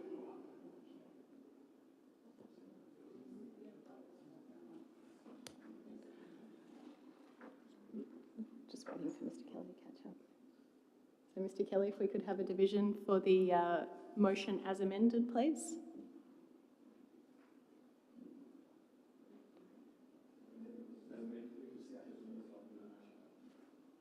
Sorry. The full motion up? Okay. Mr. Kelly, sorry, can we grab the full motion up so we can clarify what we're voting on, please? So this is the rezoning request without the first item, 558A to 580. That's the only difference, yes. So that the single removal, Can I ask a question to the relevant officer? Yep. A DA was lodged for a supermarket in Kensington. Does the 59A to 71 Baronia Street and or the 77 to 103 Anzac Parade Kensington, is that the same site? Thank you, Deputy Mayor. Yes, it is. Councillor Beach? I think I'm just clarifying what Councillor Hay was asking. So is 59A to 71 Baronia Street, 77 to 103, are they both removed now because the Kensington North HIA was excluded? Is that part of the Kensington North HIA? To the relevant officer? Applied, is it? Thank you, Deputy Mayor. No, it's not within the HIA, it's within the K2K corridor and is part of the separate rezoning request. Thank you, Councillor Said. If, just in case there's any change of hearts, I foreshadow a motion, the original recommendation. Okay, foreshadow moving the motion as per the business paper? Okay, no worries. Okay. Can I just clarify what Councillor said's foreshadowing? The recommendation from the business paper. So exactly the same, nothing changed. Without so it goes back in other words. Yeah. Sorry, Councillor Said, could you? Okay. You're foreshadowing to put the Kingsford South Junior site back on. In case there's like. Okay, thank you. Sorry, if you could come through the chair. I think we are now done. Could we get them? So we now have the motion as amended, Mr. Kelly, and could we please bring up a... Was there a further amendment, Councillor Veitch? Councillor Luxford?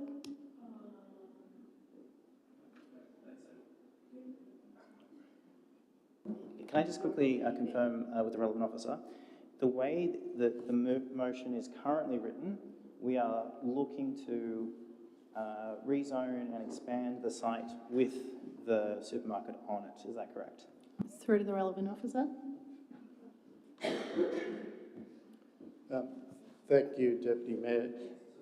The site in question, which is the site at Baronius, it's part of Baronia Street, part of Anzac Road, is the site that has existed in the K2K town centres and is subject to that amendment to the LEP. This was a minor amendment to that, the development standards relating to a laneway in that particular location and forms part of these rezoning requests. Thank you, Mr. Kyriakou. Councillor Hay, was there anything further? Councillor Luxford? Can the motion be put? Motion be put. Can we please have that division now, Mr. Kelly? Sorry, can I just ask a question? Councillor Nielsen. Did Councillor Said foreshadow he's doing something, please? And if he did, can he... Sorry, Councillor Nielsen, through me, please. So Councillor Said... Sorry, Deputy Mayor. Councillor Said has foreshadowed that he will move a motion as per the business paper. Okay. So if we could please have the division now. Councillor Pandolfini. For. Councillor Nielsen. Against. Councillor Veitch. For. Councillor Hay. For. Councillor Luxford. For. Councillor Chappell is for. Councillor Rosenfeld. Against. Councillor Olive. For. Councillor McCafferty. Against. Councillor Wilson.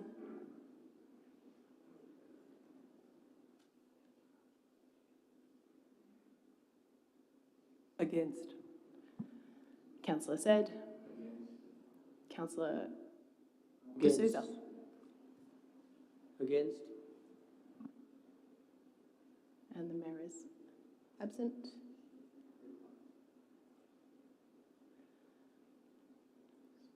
So casting vote from the Chair is for.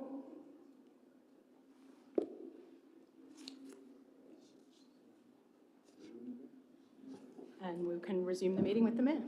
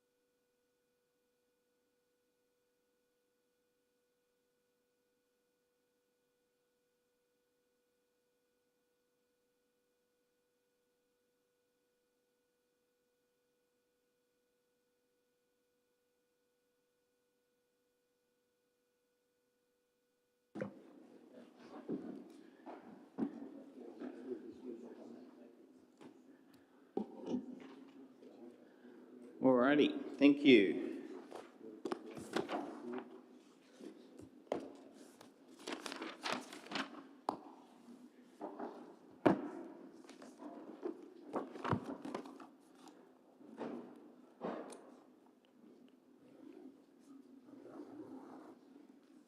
CP 4922, Comprehensive LEP Planning Proposal, Economic Development. Do I have a mover?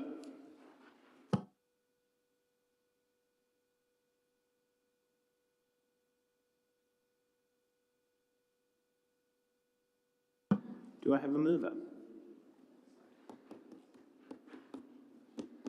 I feel like I've walked into a funeral. Do I have a mover? Thank you. Moved Councillor Rosenfeld, seconded Councillor McCafferty. Thank you. Councillor Rosenfeld, could you please outline what it is that you are moving? Just as per the recommendation on the paper. Thank you very much. Okay, Councillor Rosenfeld, you have the floor. I'll reserve my right. Thank you very much. Councillor McCafferty is the seconder. Clearly this is very important. I mean, economic development is at the core of what we should be doing as council, and I encourage you to support this motion. Thank you. Councillor Chappell.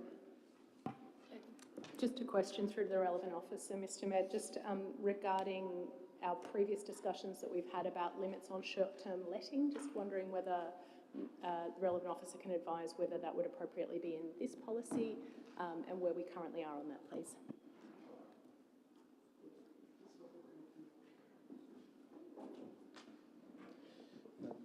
Thank you, Mr. Mayor. that aspect of the planning proposal wasn't able to proceed in terms of in relation to the gateway conditions. Council the decision has been made to wait the outcome of the trial and to see what and gather some data in terms of the impact of short-term accommodation through the share accommodation systems before proposing something back to council.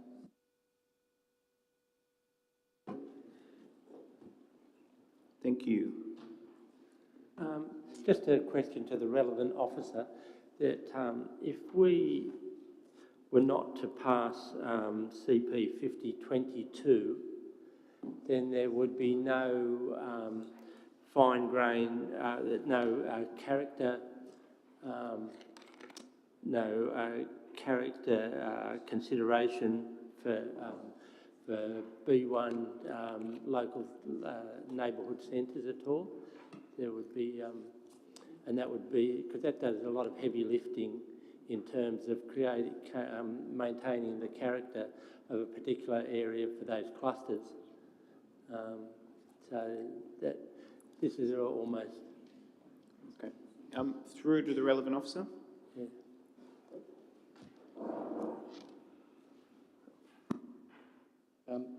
Thank you, Mr. Mayor. That is the subject matter of the next report on the agenda in terms of the employment translation zones. This report relates to the neighbourhood clusters and some of the other changes to the to our business zones. I would take that question as part of the next debate, because we are segmenting the paper, just in case of there's a requirement for any councillors to manage any conflicts. Thank you. Are there any further speakers?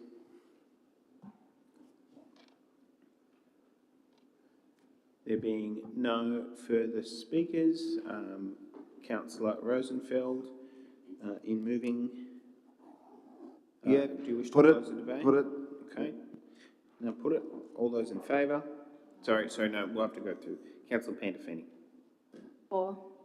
Councillor Nielsen. For. Councillor Veitch. For. Councillor Hay.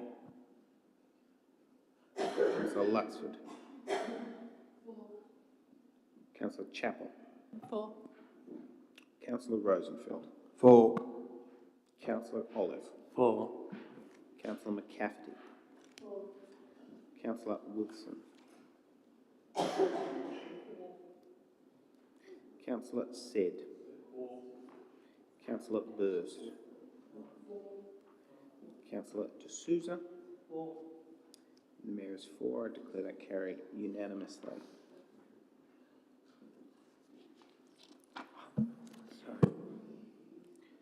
CP 50/22, Randwick Comprehensive LEP Planning Proposal, LEP Employment Zone Translation.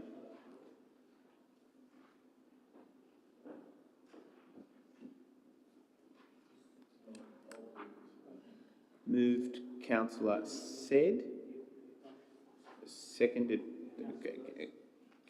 by Councillor Burst. Okay, thank you. That's all right. Councillor Said, could you please outline what it is that you are moving? Moving as per the recommendation, I'd also like to ask the relevant officer, there is provisions in here for the local industrial area. Council will seek permission to ban transport, but I just need clarification if I can add that as an amendment.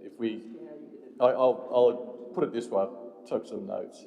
So if we've included a local provision to prohibit the granting of development consent for the purpose of freight transport facilities on land within the E4 General Industrial Zone, is that possible? Which means that we have to resolve to seek an amendment to the codes of the SEP to exclude Matraville Industrial Area, currently zoned N1. Light industries, which would be proposed to be zoned E4 General Industries, So in other words, do we leave it the way it says in the business paper, because you actually have recommended that you will fight for transport industries to be not there, but can we do it as some resolve as a amendment within the LEP? Yeah. Including times of operation. Through to the relevant officer. Thank you, Mr. Mayor. Those two issues are slightly separate in that the employment translation zones mandate certain uses, and one of those is freight facilities, and that's where this recommendation is to seek a local clause which prohibits freight facilities within the new industrial zone. The 24-hour operation is subject to a state policy, exempt and complying codes, and so the planning proposal is not a mechanism by which you would be able to amend the state policy. This is something that council should write to the minister, seeking exclusion from the state policy in relation to the 24-hour operation within the general industrial zone.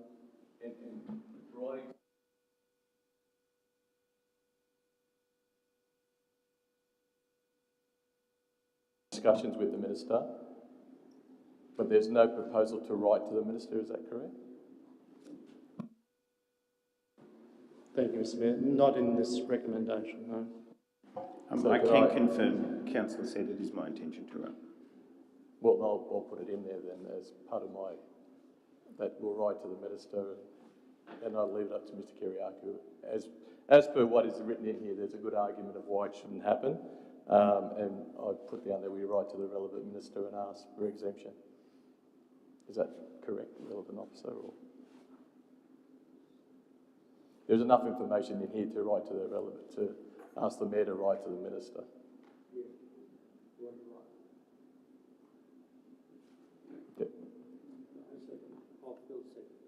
Is that correct? Just relevant officer, can we do that based on what's in there?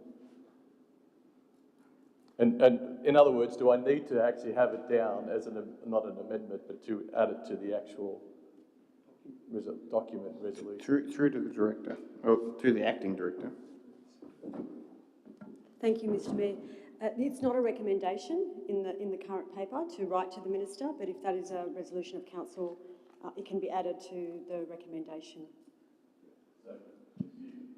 I'd put that down as a recommendation, that we write to the minister, and I rely on your information to provide to the mayor the relevant argument that you need to pose. Thank you. Councillor De Souza. Mr. Mayor, once again, the three South Ward councils are united on this. We're putting forward the community's fears and view that if this is agreed to, there's going to be a 24/7 transport hub in this area, and it's going to affect the quality of life of our residents, especially if they sleep. Last week I talked about port noise, and this council unanimously voted to take it forward and ask for protections for our community, to take abatement strategy when it came to port noise. This is just as destructive, or should I say soul-destroying for our community. So to expand on that, so what Councillor, former Mayor Said has said is that we need to write to the minister, everything on the paper is fine, and ask for an exemption for this particular district or suburb, because, and if it's possible, it'll be granted.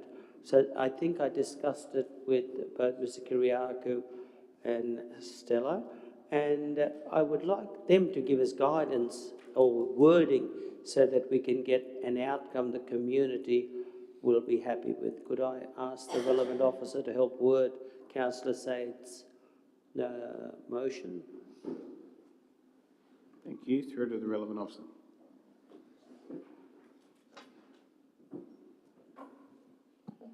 Thank you, Mr. Mayor.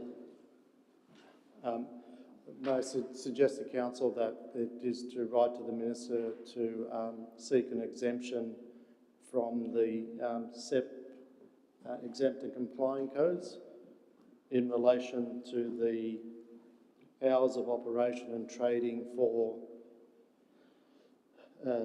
businesses or industry within the general industrial, light industrial zone as it applies to the Randwick City Council.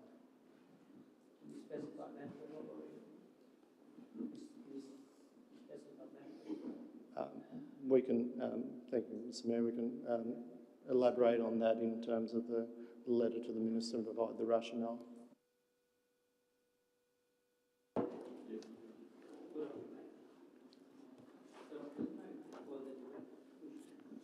Thank you. There being no... Councillor Olive. Yeah, this is sort of a question to the relevant officer, but I guess it expresses my concern, and it's to do with the local, the clusters, and also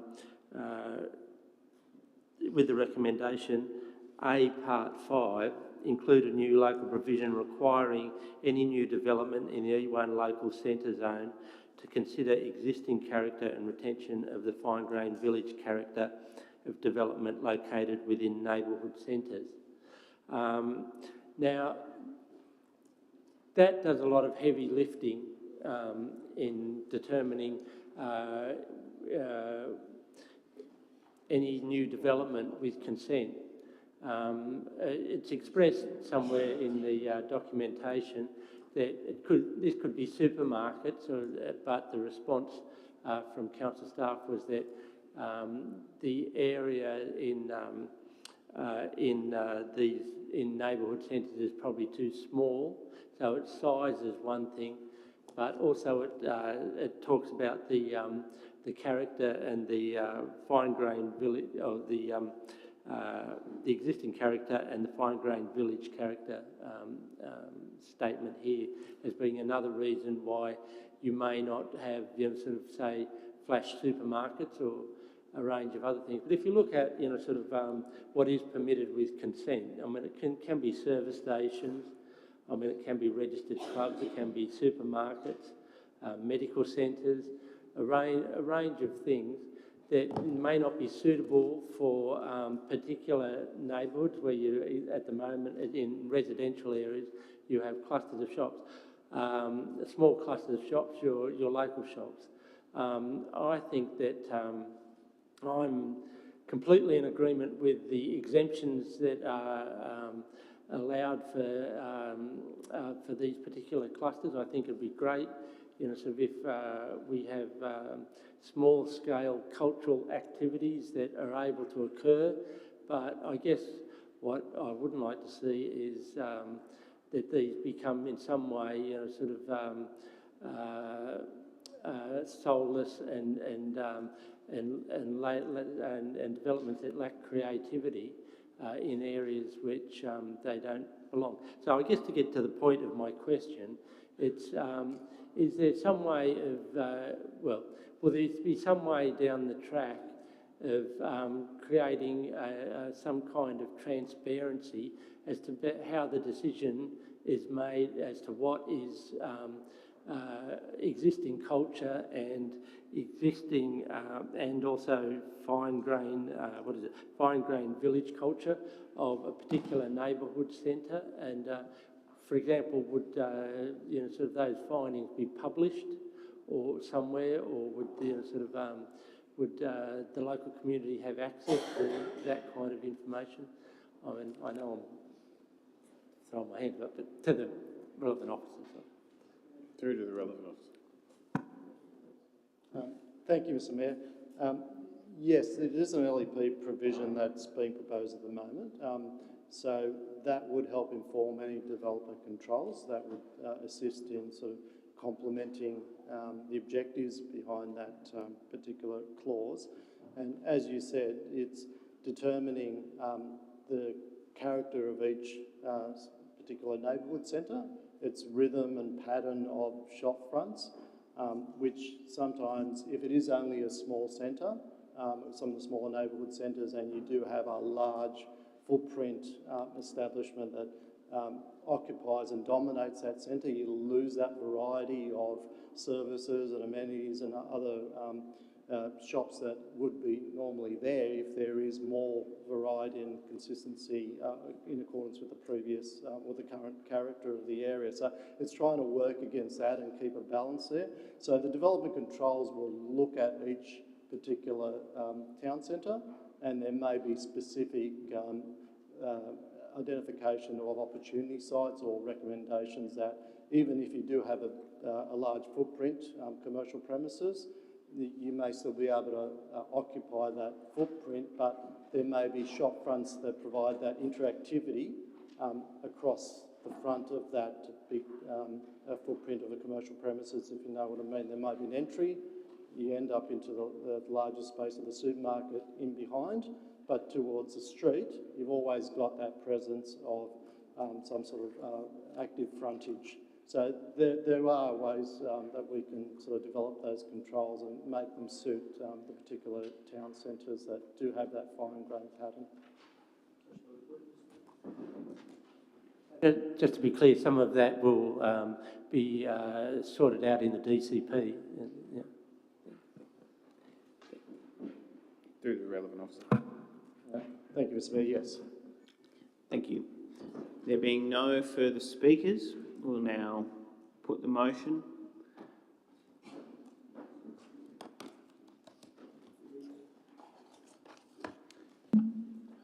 All those, okay. Councillor Pandolfini. For. Councillor Nielsen. For. Councillor Veach. For. Councillor Hay. For. Councillor Luxford. Councillor Chappell. For. Councillor Rosenfeld. For. Councillor Olive. For. Councillor McCafferty. For. Councillor Wilson. For. Councillor Said. Councillor Burst. For. Councillor D'Souza. For. And the Mayor is for. I declare that unanimous. Thank you. CP 5122 Comprehensive LEP Planning Proposal. Remainder of the draft LEP changes. Open space and recreation, environmental resilience and housekeeping amendments. Do I have a mover? Moved Councillor Nielsen, seconded Councillor D'Souza. Councillor Nielsen, could you please outline what it is that you're moving? I'm moving as per the business paper, and I particularly want to commend the fact that we have including a reference to the connectivity of open space in the overarching aims of the Randwick LEP. Because one of the things I think is most important that we have as a privilege sometimes in Australia is access to open space. And I think that's something that we should be encouraging, and I love walking through other people's property to gain access to open space. So I fully commend. Councillor D'Souza is the seconder. Thank you. Are there any other speakers? Councillor Olive. Sorry, just again, housekeeping amendments, 11 and 12, do we have to adjust those? Because it says lot size subclause to 275 square metres. Now it should be 300. To the relevant officer. Through to the relevant officer.